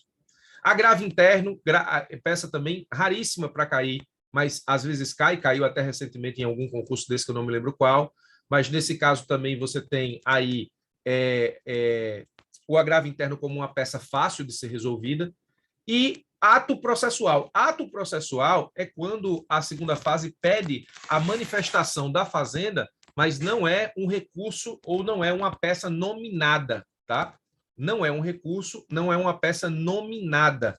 É um ato processual, pede uma manifestação processual, que eu chamo de ato processual quando eu explico isso nos concursos, nos cursos de segunda fase, que também não é difícil. As coisas mais difíceis aqui em termos de segunda fase, para que você, nesse caso, possa entender, são justamente as petições iniciais, caiu na PGE Paraíba, contestação, caiu na PGE Ceará, apelação, agravo de instrumento. Contestação não é difícil, mas também não é mediano, nem é difícil, nem é fácil. Apelação também, inicial, dependendo da inicial é difícil. Agravo de instrumento, dependendo do agravo de instrumento, o agravo de instrumento não é difícil, é trabalhoso, o agravo de instrumento é trabalhoso. Recurso especial e recurso extraordinário são peças difíceis, é preciso saber, e as outras peças soltas não são peças complicadas, não. Eu chamaria só a atenção aqui das peças trabalhistas em relação às adaptações necessárias da CLT. Agravo de instrumento é uma peça cansativa, é uma peça melindrosa, é uma peça minuciosa, é uma peça que dá trabalho. Né? Recurso especial e recurso extraordinário também dá trabalho, além disso, é difícil para você descobrir qual é a violação à Constituição Federal ou à lei federal. O agravo de instrumento fica fácil, ou você usa o rol, ou você usa a taxatividade mitigada. Né? Mas, então, fica aqui, ó, essas peças aqui, dentro dessas peças aqui, estão o marco daquilo que pode estar na sua segunda fase. Pode acrescentar aqui também, lá no futuro, depois que você estudar tudo isso, as peças do que diz respeito à ideia de controle de constitucionalidade. Né? A ação direta de inconstitucionalidade também é uma peça que pode cair, mas não é difícil a peça, a inicial de ação direta de inconstitucionalidade. Tá? Então, o processo coletivo, alguém está dizendo aqui, DK diz, processo coletivo tem um regime recursal peculiar. No que diz respeito ao processo coletivo, você vai ter que só adaptar efetivamente o recurso do procedimento do Código de Processo Civil para a ação civil pública ou para o microsistema de processo coletivo, né? Ou para o microsistema de processo coletivo. A ação rescisória entraria na inicial, Francisco, mas é muito difícil de cair uma rescisória, até porque é simples. Se o examinador ele quiser uma rescisória, ele vai ter que dizer no enunciado qual é a hipótese da rescisória que você vai utilizar. Você não tem como inventar. Aí fica uma peça simples, porque você vai ter que, nesse caso, na rescisória, fundamentar a rescisória na hipótese do CPC, e ele vai dizer isso no enunciado, aí depois você vai ter que explicar como é que se dá o juízo rescisório. E acabou, fazer o pedido rescisório no final. Essas peças que têm nomes complicados e que são complicados na vida real, às vezes em concurso público não é complicado porque você não pode inventar elementos, o examinador tem que te dar, né? Então, assim, por isso que essas peças aqui, ó, contestação, apelação, são peças que são mais cobradas em concurso, porque aqui, na contestação, você tem o princípio da concentração da defesa, o princípio da impugnação, ou o ônus de impugnação específica, que o ônus não se aplica para a fazenda, mas ela tem o dever de impugnar. Então, aqui tem muita coisa, apelação também. Por exemplo, o agravo de instrumento em ação civil pública, você não vai utilizar o 1015 do CPC, você vai utilizar o artigo 19 da ação popular. Por isso que o Francisco aqui, aliás, foi o Francisco que falou, não, foi o DK, que existe o regime recursal peculiar no processo coletivo. Eu concordo, mas a peça em si não muda. Você só vai adaptar o cabimento a partir do microsistema de processo coletivo, tá? Só isso. Muito bem. Então, ó, a estrutura aqui, quais peças de segunda fase você deve estudar são essas aqui. Eu acrescentaria só depois a peça de ação direta de inconstitucionalidade, que eu já vi cair também em algumas procuradorias, mas é muitíssimo raro. Se você tivesse 30 dias para estar para a segunda fase, eu diria, nesse caso, que você estudasse contestação, apelação inicial e agravo de instrumento nesses 30 dias, porque a chance de cair estão aqui. Mas, se for peça processual e se a fazenda puder atuar, pode cair. Mas uma boa forma de instrumentalizar os seus estudos para a segunda fase é justamente estudando essa estrutura que eu te apresentei aqui. Ponto 4. Quais as principais preocupações com a banca do seu concurso? Bom, esse ponto aqui, obviamente, que vai depender da banca, né? Óbvio que vai depender da banca. Então, eu não vou falar aqui da banca em especial. Eu vou falar das preocupações que você tem que saber ou que tem que ter quando você conhece a banca e quando você não conhece a banca. Bom, você vai fazer o concurso para a Advocacia Geral da União. Tudo indica, tudo caminha no sentido de que o concurso será efetivado, prestado, organizado pelo CESP-SEBRASP. Então, se você sabe qual é a banca, então você precisa ir atrás das provas anteriores e dos espelhos anteriores. Você não vai, nesse caso, nunca fazer, e aí é um conselho que eu lhe dou enquanto professor que está há 15 anos nessa toada aqui. Você não deve fazer, não deve treinar prova anterior de segunda fase se você não tiver acesso ao espelho de correção, porque vai ser inútil treinar prova de segunda fase sem o espelho de correção anterior. Vai ser absolutamente inútil. Professor, onde é que eu consigo prova de segunda fase e espelho de correção? Normalmente com quem já fez as provas anteriores. Essas pessoas têm acesso aos seus cadernos de resposta e aos espelhos. Normalmente não existe um site que diga, mostre isso ou tenha isso. Aliás, tem site por aí que tem prova anterior, mas algumas têm espelho, outras não. Se tiver espelho, vale a pena. Se não tiver, não vale a pena o investimento, não. Então, só treine provas anteriores, só veja provas anteriores, só estude provas anteriores se você tiver o espelho anterior de correção, porque senão você vai ficar sem saber qual foi o parâmetro de correção que você tinha para aquele tipo de questionamento. Não vale a pena estudar provas anteriores sem, nesse caso, saber qual foi o parâmetro de correção daquela prova por parte do examinador. Você vai encontrar um mapa, mas você não tem bússola para encontrar o tesouro. Então, não vale a pena, tá? Se nesse caso você já conhece a banca, se você tem acesso às provas anteriores, aos espelhos anteriores, tente encontrar uma linha média do estilo da cobrança da banca, né? Fundamentação, organização das peças e pontuação do espelho. Existe essa linha média. O CESP tem uma linha média, a Fundação Carlos Chagas tem uma linha média, a VUNESP tem uma linha média, a FGV tem uma linha média. Algumas elas cobram mais fundamentação, outras cobram mais dispositivo legal, outras cobram mais o desenvolvimento melhor da jurisprudência. Então, nesse caso, tudo isso conta. Se você já souber qual é a banca, você encontra uma linha média nas suas respostas. Existem bancas que são mais objetivas no que diz respeito à leitura das respostas, existem bancas que são mais subjetivas no que diz respeito à leitura das respostas. Isso você vai conhecendo a partir da banca. E entenda os cacuetes da banca. Por exemplo, ó, o CESP, ela tira ponto se você coloca ponto após o título do item. Você, depois do item, ou seja, deixa sem ponto. Se você bota ponto, tira ponto. Tem examinadora que não tira ponto se você bota ponto. Por exemplo, você coloca dá prejudicial de mérito, prescrição, ponto. O CESP tira ponto quando você pontua esse final do título, do item. Existem bancas que não estão nem aí para isso. Então, você precisa entender quais são os cacuetes da banca. Isso você encontra na linha média que você desenvolve nas provas anteriores. E aí, treine tudo, né? Aí, aqui, onde é que entra isso aqui, professor? Entra isso aqui da seguinte forma, preste atenção. Se você tem condições de se preparar por cursos e com professores de sua confiança, normalmente esses professores entregam essas dicas nos cursos de segunda fase, aqueles professores que têm conhecimento e que sabem dessa linha média, né? Alguns não se preocupam com isso, outros se preocupam. Se você não tem condições de, nesse caso, financeiras para poder estudar isso de uma forma organizada em um curso, o meu canal do YouTube eu tenho inúmeras respostas de enunciados de peças de segunda fase. Resolvi ultimamente algumas peças de segunda fase dos últimos concursos de procuradoria. Apresentei lá qual seria a resposta ideal, na minha opinião. Lá também eu resolvo provas passadas, ou de enunciados meus, ou de enunciados de provas antigas, está tudo lá no YouTube, é só caçar os vídeos lá. E também você pode pegar as provas anteriores, analisar os espelhos, e você também pode criar, ou melhor, analisar e desenvolver qual é a linha média do estilo de cobrança da banca quando você já conhece a banca. Isso faz diferença. Agora, isso eu estou falando se sua banca for uma banca normal, né? FCC, CESP, FGV, VUNESP, que são as bancas que disputam aí os concursos de procuradoria. Se você tiver diante de uma banca de concurso que é específica, formada por procuradores, a famosa banca própria, aí muda tudo.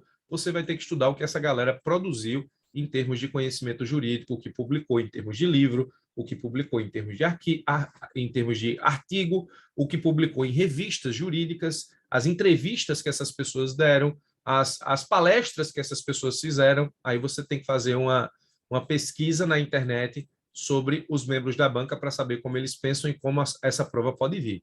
Então, isso eu estou falando aqui sobre banca do concurso, as bancas comuns, né? FCC, CESP, FGV, Fundação Carlos Chagas, FGV, VUNESP, CESP, SEBRASP. São essas que eu estou falando, né?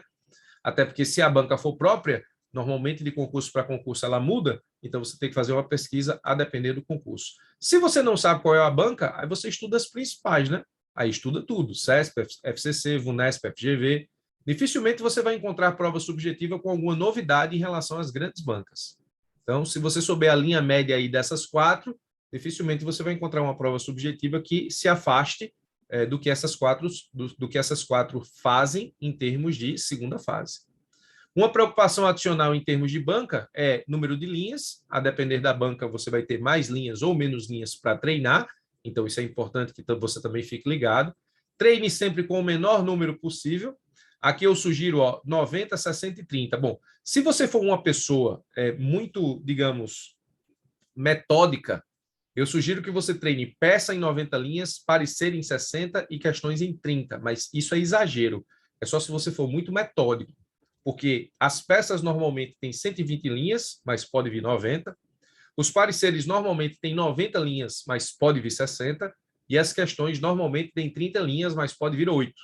Então, eu acho mais fácil engordar respostas do que emagrecer respostas. Então, se eu estou acostumado a responder em 90 linhas, fica fácil aumentar para 120. O contrário já é bem complicado. Se eu estou acostumado a responder em 120, emagrecer a resposta para 90, quando eu já desenvolvi uma técnica de explicar institutos em 120 linhas, é mais complicado. Como tudo na vida, engordar é bem mais fácil do que emagrecer, né? 8 linhas caiu na PGM ou na PGE Rio, eu não me lembro. O quinto ponto, como se preparar antes de treinar as peças primeiramente. Então, aqui está os dois últimos pontos, eu vou falar sobre termos práticos, né? Você quer estudar para a segunda fase? Eu não recomendo que você já vá treinar peças direto. Eu não recomendo, nesse caso, que você... Tem uma pergunta aqui que eu estou vendo no bate-papo, vou responder. Professor, devo sempre esgotar o número de linhas? Cristiano, essa é uma pergunta muito boa em segunda fase. A minha resposta para você é simples. Você tem que aprender a desenvolver as suas respostas de forma a apresentar um panorama em termos de preenchimento de linha que não dê ao examinador a ideia de que ficou faltando espaço para você escrever, porque isso demonstra desorganização, nem que você terminou cedo demais. Então, ou você completa as linhas que estão ali na sua frente, ou você fica muito próximo disso, deixando 2 ou 3. Porque se você tem 30 linhas e responde em 3, o examinador vai dizer, poxa, esse aqui estava apressado para ir para casa, talvez não seja a hora dele ser procurador. Por mais que a correção na segunda fase seja uma correção que depende do espelho, existem pontos sobre os aspectos formais. Esse é um aspecto formal de questão subjetiva. O examinador pode zerar o teu aspecto formal. E também você não pode, digamos, escrever tanto a ponto de faltar linha, porque o que você ultrapassar a linha não é corrigido, e se você deixar o entendimento pela metade, isso causa para o examinador uma muitíssimo má impressão, no sentido de que você não conseguiu expressar o conhecimento dentro daquilo que estava previamente estabelecido enquanto espaço. Tá? Então, você tem que treinar para desenvolver as suas respostas dentro do limite de linhas. É por isso que eu coloco aqui uma preocupação adicional, que seria o número de linhas, né? Quando eu ministro nos cursos da escola sobre as peças, eu abro um tópico sobre a administração das linhas em relação à estrutura mínima. Como aqui eu não tenho como ministrar a estrutura mínima de todas essas peças, não tenho como estudar ou ministrar estrutura mínima de peça nesse evento, então eu não tenho como falar sobre administração, mas a administração de linhas depende da estruturação da peça. Depende da estruturação da peça, quando eu falo aqui, ó, redação, estrutura da peça. Essa estrutura da peça é o que vai delimitar a administração de linhas. Isso eu explico nos cursos que eu tenho na escola. Expliquei no curso temático que dei de parecer, que ministrei de parecer, expliquei também no curso temático que ministrei sobre contestação, ainda já esse ano, 2022. Então, como se preparar antes de treinar as peças primeiramente? Ó, o primeiro grande erro é fazer peças sem conhecer tudo da peça. Ah, professor, vou começar a treinar contestação. você não sabe como fazer uma contestação. Ou você sabe como fazer uma contestação a partir da sua prática profissional como advogado. Embora a prática como advogado vá ajudar, você precisa entender que a contestação que você precisa fazer no concurso não é para um juiz, é para um examinador. É diferente. Uma contestação que você faz para um juiz analisar a sua resistência à pretensão, a sua resistência ao direito alegado pelo autor na inicial, é totalmente diferente de uma contestação que você faz num concurso de segunda fase, onde você tem que mostrar para um examinador que você sabe contestar. São coisas diferentes, totalmente diferentes. Por exemplo, nas peças processuais, você abre tópicos que normalmente nas peças profissionais você não abre. Por exemplo, eu não abro tópico nas minhas peças sobre tempestividade. Eu não abro. Quando eu vou apresentar uma apelação, eu abro tópico sobre tempestividade? Não, a Secretaria do Juízo é que faça as contas para saber se na data que eu protocolei a minha apelação está dentro do prazo processual. Eu não vou abrir tópico sobre tempestividade. Agora, no que diz respeito a um concurso público, tempestividade é um tópico que vai estar no espelho de correção do seu examinador. Então, você vai ter que abrir um tópico sobre tempestividade. Não faz sentido não abrir. Então, você precisa entender que aquilo que você... Eu estou citando um exemplo muito simples, mas tem exemplos muito mais cavernosos do que esse. Só para você entender que, às vezes, os cacuetes da sua vida prático-profissional, nesse caso, ele não funciona para concurso. Você vai ter que adaptar a forma como você responde para concurso. Então, você não sabe fazer contestação, então vou estudar contestação já treinando. Não faça isso. Não faça peça antes de você conhecer a doutrina da peça, a estrutura mínima da peça, a peça em si, os requisitos mínimos da peça, os requisitos intrínsecos e extrínsecos da peça, se ela for recursal, por exemplo. Estude primeiro as peças em seus aspectos formais, doutrinários e jurisprudenciais. Essa é a minha dica. Quero começar a estudar para a segunda fase. Comece estudando as peças nos aspectos formais, doutrinários e jurisprudenciais. Nada de já ir resolvendo enunciado, tá? A importância da estrutura prévia da peça. Toda peça tem uma estrutura prévia, tem um esqueleto que você precisa saber definir antes de qualquer coisa. Por exemplo, você leu o enunciado e você vai decidir que vai fazer um agravo de instrumento. Você já deve saber qual é a estrutura mínima do agravo de instrumento que você tem que apresentar para a segunda fase. Qual é a estrutura mínima do agravo de instrumento? Meu agravo de instrumento vai ter petição de interposição ou não? Meu agravo de instrumento, quais são os endereçamentos, tal e tal? Meu agravo de instrumento, a qualificação da fazenda, como é? A identificação do dispositivo legal de representação da Procuradoria, qual é? Qual a identificação do agravo de instrumento no 1015? Qual é o inciso que eu vou estudar? Qual é? Então, você precisa estabelecer a estrutura mínima. Quais são os aspectos preliminares que eu vou tratar no meu agravo de instrumento? Meu agravo de instrumento tem pedido de efeito suspensivo ou não? O mérito do meu agravo de instrumento vai ter quantos tópicos? Você vai conseguir fazer isso se você estruturar a sua peça antes. Então, aquele caderno de rascunho que você tem na prova, ele não serve para você rascunhar a sua peça toda e passar limpo. Aquele caderno de rascunho serve para você estabelecer a estrutura mínima da sua peça.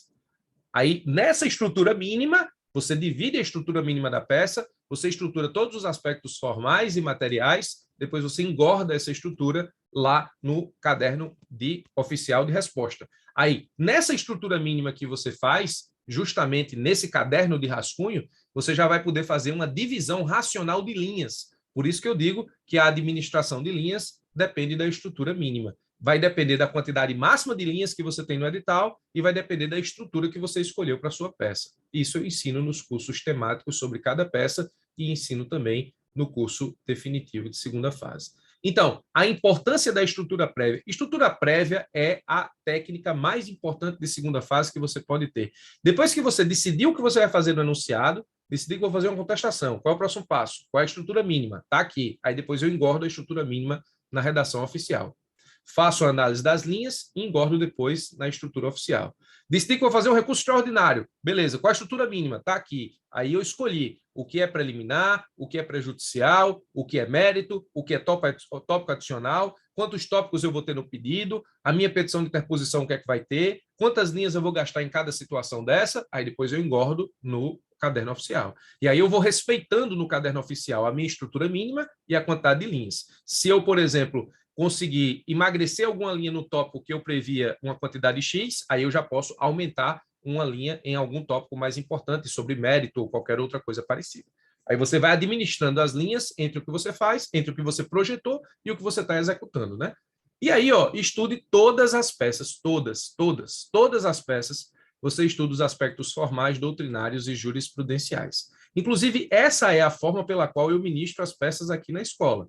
Se você vai estudar um curso sobre suspensão de segurança comigo, primeiro eu ministro tudo sobre suspensão de segurança em relação aos aspectos formais, doutrinários e jurisprudenciais e depois resolvo um enunciado para mostrar como isso cai em prova. Pessoal, me digam aí no bate-papo se está tudo ok, se está tudo tranquilo, se estamos todos bem, vivos e se está tudo transcorrendo muito bem. Beleza, muito bem. Vamos lá, vamos continuar. O segundo grande erro, fazer peças sem conhecer a construção de raciocínio a partir do enunciado. O segundo grande erro é não treinar enunciados. O segundo grande erro é não entender os cacoetes dos enunciados. O segundo grande erro é não entender o que o examinador esconde nos enunciados. No meu concurso da Advocacia Pública Federal, da Advocacia Geral da União, na minha segunda fase, caiu um agravo de instrumento, aliás, caiu um recurso especial, mas o examinador colocou uma pegadinha lá para a gente fazer uma suspensão de segurança e muita gente caiu. Então, você precisa conhecer quais são as pegadinhas que tem enunciado, até para que você possa definir qual é a melhor peça que você vai utilizar para responder aquilo. Isso é tão importante que tem concurso público que, se você erra a peça, você zera a segunda fase. Então, acertar a peça é muito importante. Então, você precisa entender como os enunciados são construídos. Então, estude sempre os enunciados, todos os enunciados que você puder. Agora, estude os enunciados, como eu disse aqui em cima, se você tiver os espelhos anteriores, porque não adianta você estudar um enunciado se você não sabe qual foi a peça considerada correta no espelho para aquele enunciado, né? Então, estude sempre os enunciados. Entenda quais escolhas se faz a partir do enunciado, desde a escolha da peça, todos os elementos da peça que se encontram escondidos também no enunciado. Alguém está colocando aí, Florianópolis, exatamente, é um dos exemplos, né? As pessoas que não têm costume com o enunciado não conhecem os elementos escondidos que o examinador normalmente esconde, ou as pegadinhas que o examinador usa para que você utilize uma peça, quando, na verdade, ela é outra peça, né? E procure sempre ter visão de examinador, tente visualizar o espelho antes da peça. Ou seja, nesse caso, no momento em que você estuda para os concursos da Advocacia Pública segunda fase, eu coloquei aqui como red flag, como o primeiro grande problema que você tem para enfrentar, que é justamente pensar na segunda fase, sempre pensando em como você vai responder, agradando o espelho de correção. Ou seja, agradando o examinador para acertar o espelho de correção. Como você vai responder pensando no espelho de correção. Como você vai responder pensando naquilo que o examinador elegeu como tópicos principais no espelho de correção. Professor, isso é fácil? Não. Professor, isso requer o quê? Isso requer muita prática, isso requer também experiência, isso requer cabeça de procurador, isso requer perseverar no estudo para a segunda fase. Mas essa é a melhor parte dos estudos para os concursos da advocacia pública, é quando você pode atuar, ainda que de forma simulada, nos concursos, ou seja, quando você pode fazer peça, quando você pode começar a entender qual é a peça que você vai lançar mão, qual é a peça que você vai construir, como é que você vai fazer, como isso aqui se torna uma resposta ideal nos concursos da advocacia pública. Eu, particularmente, sou apaixonado por isso. Tão apaixonado que faz 15 anos que passei no meu concurso e ainda não consigo parar de ensinar sobre isso, né? O que eu botei lá no Instagram no 1º de abril foi uma pegadinha, não sabia que as pessoas ainda caíam nisso, né? Então, nesse caso, o espelho de correção é o fundamental. Então, eu vou responder a minha peça, eu não vou responder a minha peça pensando em apresentar uma peça formalmente bonita. Essa tem que ser uma preocupação? Tem, mas a preocupação maior é o que eu vou escrever aqui? Qual é a chance disso estar no espelho de correção do examinador? Qual é a chance de eu desenvolver esse ponto e isso estar no espelho de correção do examinador? Qual é a chance de eu abrir essa preliminar e isso está no espelho de correção do examinador? Se eu fosse examinador, o meu espelho de correção teria efetivamente isso ou não? Então, você precisa, nesse caso, pensar na peça com o espelho. E pensar na peça com o espelho passa, obviamente, pelo desenvolvimento aqui da estrutura prévia da peça. Na verdade, a estrutura prévia da peça é você pensando como o espelho vai corrigir a sua peça. Então, quando você elege as preliminares, as prejudiciais, os pontos de mérito, os tópicos do pedido, quando você elege a peça, quando você elege os aspectos formais que você vai aplicar naquela resposta, você está antecipando nessa estrutura o espelho de correção do examinador dentro daquilo que ele te apresentou no enunciado. Isso é uma atividade que vai te gerar, efetivamente, uma ideia de como a sua peça será corrigida. E o percentual de acerto que você guardar dessa estrutura prévia para o espelho de correção é o que praticamente vai delimitar a sua pontuação e a sua nota na segunda fase. E aí, depois de tudo isso, aí tem gente que chega para mim e diz assim, professor, passei na prova objetiva aqui de um concurso que eu não estava esperando, a prova é daqui a 10 dias, como é que eu faço para estudar? Bom, aí a pessoa diz assim, como é que eu faço para fazer peça? Aí eu digo o quê? Ao mesmo tempo que eu não quero desencorajar essa pessoa, eu não posso dizer que ela corra para fazer peça. Porque antes de fazer peça, tem todos esses 5 pontos aqui. Ó. Depois que a gente usou todos esses 5 pontos, aí vem como treinar peças. Aí agora sim. Agora sim. Somente depois que eu conheço a estrutura mínima de cada peça, somente depois que eu conheço cada item de lei, de jurisprudência e de doutrina de cada peça, somente depois que eu tenho cabeça de procurador, somente depois que eu consigo entender como se dá a solução dos problemas jurídicos para a advocacia pública e para a fazenda pública, aí eu começo a treinar. Então, quando eu digo que você tem que estudar para a segunda fase no mesmo momento que você estuda para a prova objetiva, eu estou dizendo o seguinte, você não vai treinar peças de imediato, mas você tem que estudar para a segunda fase desde já. Agora, treinar peças, não. Você só vai treinar depois que você passar por essas 5 etapas. Aí você, sim, depois de tudo isso, procura peças na internet para resolver, sempre com os espelhos. Aí você treina essas peças encontradas sem ver o espelho antes de responder. Depois você compara a sua resposta com o espelho.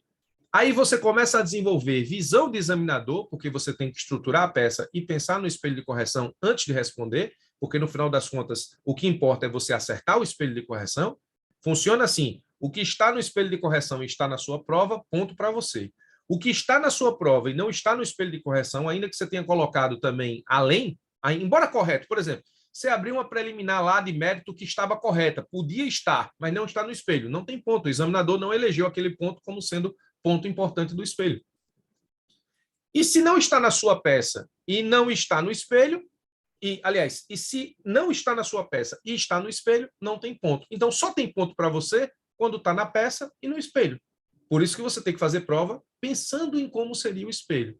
Aí você analisa os espelhos após a responder a peça, encontre alguém para corrigir sua peça, se você puder, nesse caso, estudar por cursos e de professores de sua confiança que possam efetivamente corrigir suas peças e que possam analisar a construção lógica das suas respostas, de preferência como examinador, ou seja, uma pessoa que vai passar a caneta mesmo e dizer isso aqui está certo, isso aqui está errado, não uma pessoa que vai dizer professor, eu poderia ter colocado isso aqui, por que isso aqui não está no espelho? Isso não está no espelho porque o examinador não elegeu isso para o espelho. Mas alguém que vai corrigir a tua prova como o examinador da prova corrige, passando a risca mesmo, ou seja, isso beleza, isso não, isso beleza, isso não, isso beleza, isso não, e te dar a nota. Até porque você não pode ficar se preocupando se você tira nota boa ou ruim em curso de segunda fase. Você tem que se preocupar se sua nota é alta ou não na prova. O curso de segunda fase foi feito para você errar mesmo, exatamente. Então, analise os espelhos após responder a peça, encontre alguém para corrigir sua peça, é sempre bom alguém visualizar o que você escreveu, alguém que tem experiência para isso, para que ele possa dizer o que está certo e o que está errado na construção. Estude de forma específica para PGM, PGO, AGU e tenha atenção aos assuntos locais. Aqui, nesse estudo de forma específica, se você tiver, nesse caso, fazendo um concurso de PGM, muito do que a PGM atua na prática pode estar na tua prova e muitas questões de interesse local, leis locais, podem estar na tua prova. Mesma coisa para a PGE, mesma coisa para a AGU. Se você for fazer a AGU, tem matéria federal que vai estar na tua prova da AGU, que não vai estar na PGE. Então, você precisa se preocupar se você já sabe o concurso para o qual você quer prestar e passar, se você já sabe o que você quer fazer, você precisa estudar de forma específica para aquela procuradoria. E faça cursos de segunda fase, se você puder, com professores confiáveis. Se você tiver condições, se você não tiver condições, o meu canal do YouTube está repleto lá de aulas ministrando conteúdo sobre soluções das principais peças, inclusive sobre informações de mandato de segurança, agravo de instrumento, apelação, contestação inicial. Eu já resolvi peça de tudo no YouTube, né? Óbvio que, se você tiver condições de fazer cursos de segunda fase com professores de sua confiança, faça. Treinar peças nunca é demais, até porque toda peça tem uma solução diferente em termos de mérito. Então, toda peça, ainda que você saiba fazer contestação, se você faz um curso de segunda fase que tem contestação, provavelmente você vai aprender com a parte meritória daquela contestação que você não conhecia antes do curso. Então, sempre é bom estudar com professores que você tenha confiança. Então, o que é que nós vimos hoje? Eu te dei aqui 3 red flags que são extremamente importantes. Estude sempre pensando no espelho de correção e não o contrário.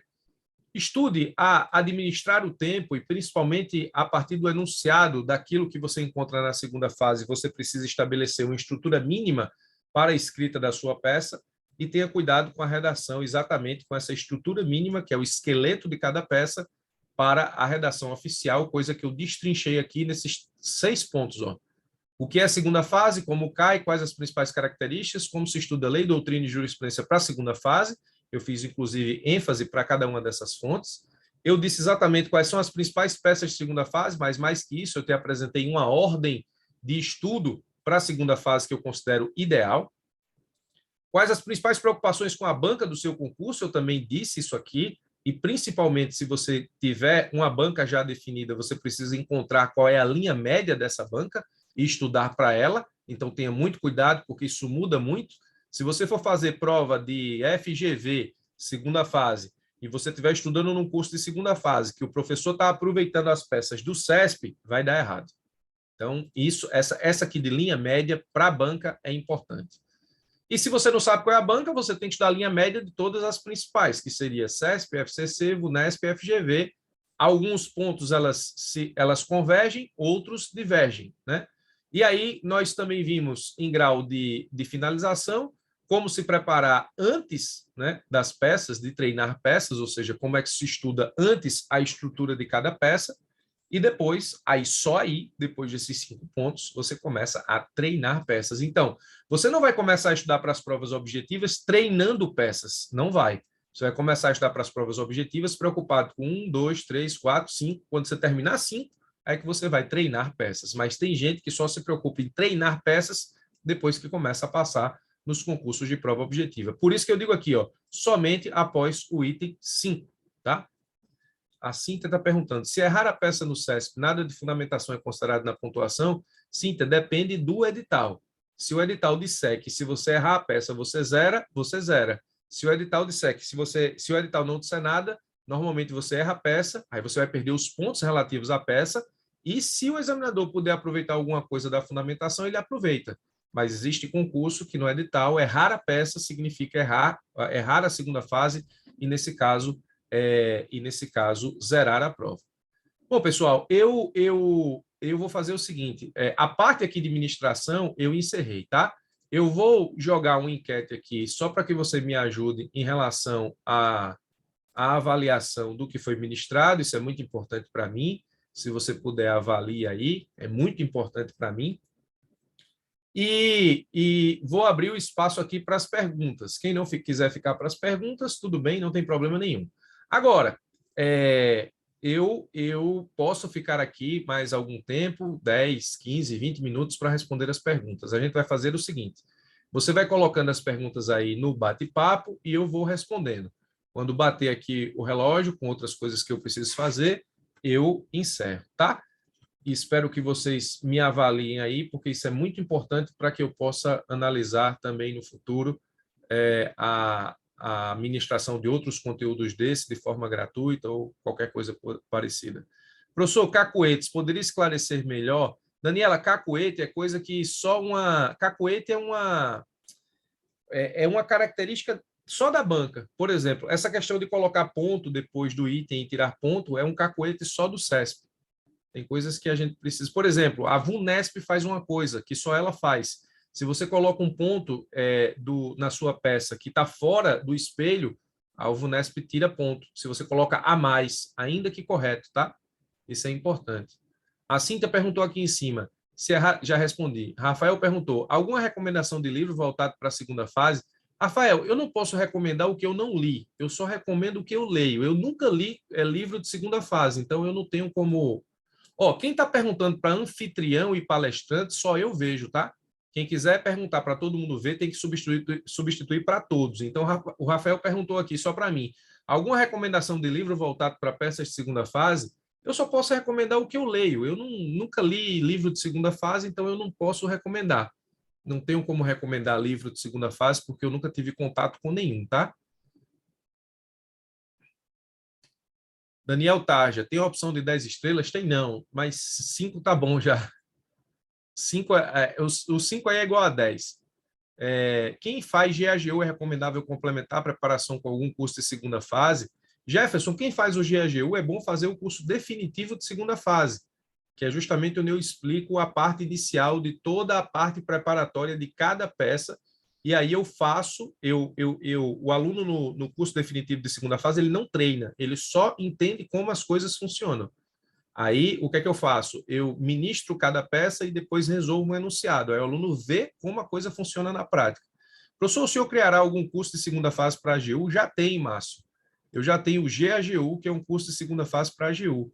A gente tem 2 turmas, eu vou lançar a terceira turma em breve, essa semana que entra agora. Professor, por onde nós estudamos as peças? Qual seria a fonte de estudo? Eu falei aqui na apresentação, Daniel, praticamente as provas passadas. Agora, as peças mesmo, você pode estudar pelo próprio Código de Processo Civil, os requisitos, ou no meu curso, né? Mas as peças de forma legal, doutrinária e jurisprudencial é um estudo normal. Agora, se for praticar peças, aí você pode pegar as provas passadas ou fazer cursos de segunda fase. Devica, dúvida, quem está começando ainda não tem um núcleo duro, já é hora de começar? Sim, sim, é sim. Não é hora de treinar peças, mas começar a entender como a coisa funciona na prática, sim, sem sombra de dúvida, foi o que eu expliquei aqui durante a ministração, tá? Haverá curso segunda fase para a AGU com correção individual? Amanda, já tem, chama-se GAGU. Se vocês quiserem, depois me mandem, que eu mando o link no... Mandem para o atendimento da escola, atendimento@ebes.com.br, pedindo o link, que eles respondem lá com o link. Mas eu vou lançar uma turma nova. A gente tem, nesse momento, 2 turmas, eu vou lançar uma turma nova. DK pergunta, incidente de assunção de competência e de demandas repetitivas tem caído em provas? Não muito, cara. Eu tenho um curso gratuito até de IRDR, mas enquanto peças, não. Nunca vi cair em prova. Professor, a administração foi ótima demais, muito obrigado. Eu tenho dúvida. Quando se erra uma palavra na prova subjetiva, sim, o ideal aí, Michele, é o seguinte, ó, o que a gente faz de comum, tá? Comumente, o que é que se faz? Quando você erra uma palavra, você risca a palavra e segue como se você não tivesse errado, tá? Isso é o que se deve fazer de forma normal. Agora, eu recomendo muito que vocês, na hora que estiverem fazendo a segunda fase, lerem as instruções do caderno de segunda fase, aquela primeira página de instruções. O normal é riscar e seguir. Se na instrução estiver dizendo outra coisa ou no edital estiver dizendo outra coisa, siga a instrução. É melhor começar a resolver segunda fase pela peça processual? Depende, Wallace, depende muito. Na segunda fase, eu dou uma lida em todos, eu recomendo dar uma lida em todos os enunciados e começar por aquele que você se sente mais seguro. Quem faz GAGU precisa fazer o definitivo de procurador, faz muita diferença. Hugo, quem faz GAGU, eu pego a aula de aspectos doutrinários da peça e coloco lá no GAGU, mas a aula que eu resolvo não no definitivo. Então, acho que vale a pena. Como fica a questão da ACP em improbidade com os novos entendimentos? Mais alguma coisa? João, a ACP de improbidade continua sendo da Fazenda, né? O ministro Alexandre de Moraes devolveu, então ela pode cair na sua segunda fase, sim. Eu ministrei um curso sobre improbidade completinho sobre tudo.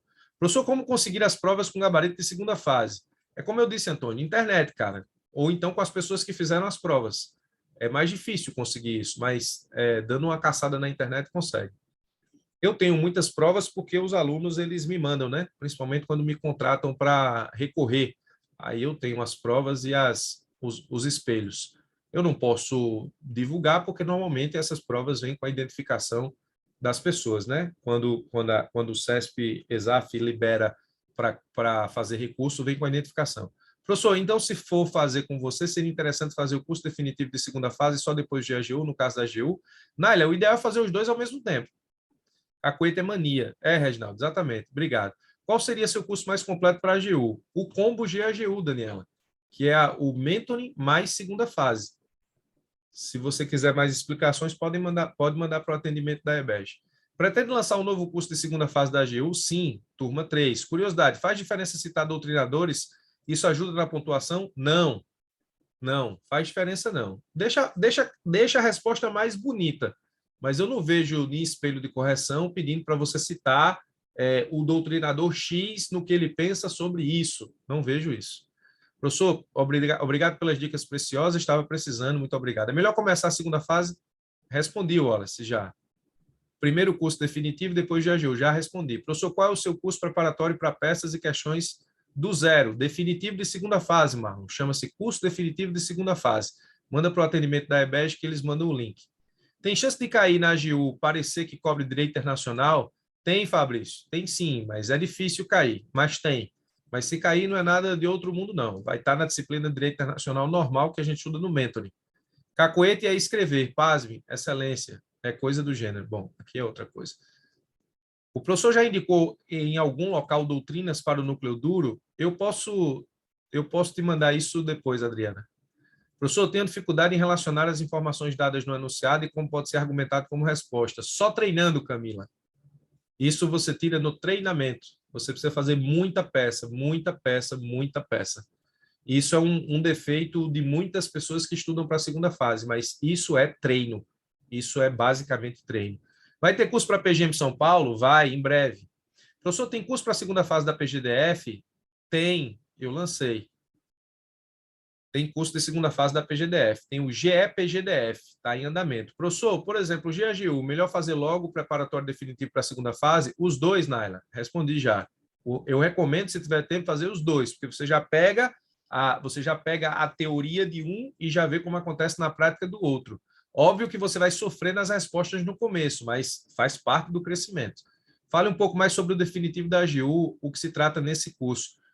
Então, Ladilson, vamos fazer o seguinte, para que eu não fique falando sobre curso efetivo aqui, vocês podem me perguntar no WhatsApp que eu mando o link e falo. Eu queria talvez tentar responder aqui as perguntas do pessoal sobre segunda fase, porque o objetivo não é vender nenhum curso aqui, o objetivo é te ajudar na segunda fase. O curso definitivo só para resumir tudo, é o ponto de partida para a segunda fase. Tudo que eu expliquei aqui, o ponto de partida, eu ajudo lá no definitivo. Mas vocês podem estudar por onde quiserem, obviamente, né? Obrigado, professor, você é sensacional, muito obrigado. O complicado é o gabarito, não entendi. Obrigado por tudo, excelência, muito obrigado. Excelente. Eu já ia dizer, nem precisa me chamar de excelência, não. Me chame de professor B. Mas ela nem chamou, foi excelente. Muito obrigado. Aqui é importante. Usar as siglas e abreviar palavras perde pontos? Em algumas organizadores, sim, Fábio. Aí você vai encontrar naquela linha média. O que eu recomendo normalmente é você colocar a primeira vez por extenso e depois colocar de forma abreviada, o que nós fazemos isso na praxis, né? Ou seja, STF, CPC, STJ, TST. Professor, o senhor recomenda usar caps lock em alguma parte das peças? Não, eu recomendava antes, hoje não. Algumas bancas entendem isso como uma identificação. Não recomendo mais. Muito obrigado, professor. Boa noite a todos e excelente. Muito obrigado, muito obrigado, muito obrigado. Professor, boa aula sobre estratégias para a segunda fase. Muito obrigado. Senhor Nota 1000, boa noite, muito obrigado. Muito obrigado. Bom, pessoal, mais perguntas não? Estamos kits, então? Professor, para questões dissertativas, o curso definitivo aborda? Não, só peça. Eu tenho um curso, o definitivo, ele ensina peça. Eu tenho um curso que eu ministrei esse ano já, 2022, sobre parecer, já nessa modalidade aqui ao vivo, também tem. E questões subjetivas, eu vou lançar um curso em breve para tratar sobre os tipos de questões subjetivas e como respondê-las. Daniele, sublinhado. Não, recomendo não, Daniele. Antes eu recomendava, antes não. Sublinhado não. Algumas examinadoras entendem que identifica, tá? Agora, itemizar não. Colocar itens não tem problema não. Agora, sublinhar não. Tem algum curso com resolução e correção de peças e subjetiva? Tem, Diego, mas primeiro eu recomendo o definitivo. Não é recomendado escrever o nome da peça em letras maiúsculas nem os tópicos. Os tópicos podem ser em letras maiúsculas, sim, mas nomes na peça em letra maiúscula que não sejam as siglas, não. Então, deixo tudo liso. Se o que você está perguntando sobre deixar liso é deixar sem sublinhar, sim, Daniele. Professor, vale a pena montar um arquivo de pareceres da AGU? Vale, sim. Eu vou tratar dos principais pareceres da AGU num curso específico mais para frente. Como escrever parágrafo acho que é nas peças, né? Eu recomendo que você escreva a palavra parágrafo mesmo, Francisco. Cupom especial para a turma de hoje, professor? Cara, eu nem me lembrei de pedir isso na EBEG, então eu não tenho autorização, não. Sem cupom. Esqueci de tratar disso. Acho interessante leitura de revistas da PGE. De revistas da PGE, quando você for fazer uma PGE que seja banca própria, sim. Se for CESP, se for FCC, FGV, normalmente eles não pegam matérias específicas, não. Professor, aquele curso gratuito, mandado de segurança, por acaso, poderia ir para o YouTube? Ele está no YouTube, Hugo. Até hoje eu não tirei. Deixar sem caixa alta, sem sublinhado ou tentativa de fazer no destaque. Isso, Daniele, não faça destaque, não. Atualmente, muitas bancas entendem isso como uma identificação, sem destaque. Tá? Bom, pessoal, então é isso. Muito obrigado. Quem ficou, ficou. Quem viu, viu. Quem não viu, não viu. Essa aula não vai para o YouTube. Essa aula não tem material. Essa aula não vai ficar gravada em homenagem e em respeito a todos aqueles que dedicaram aí 2 horas do final do seu domingo para estudar, tá? É assim que funciona. Então, muito obrigado por tudo, muito obrigado pela audiência e fiquem com Deus.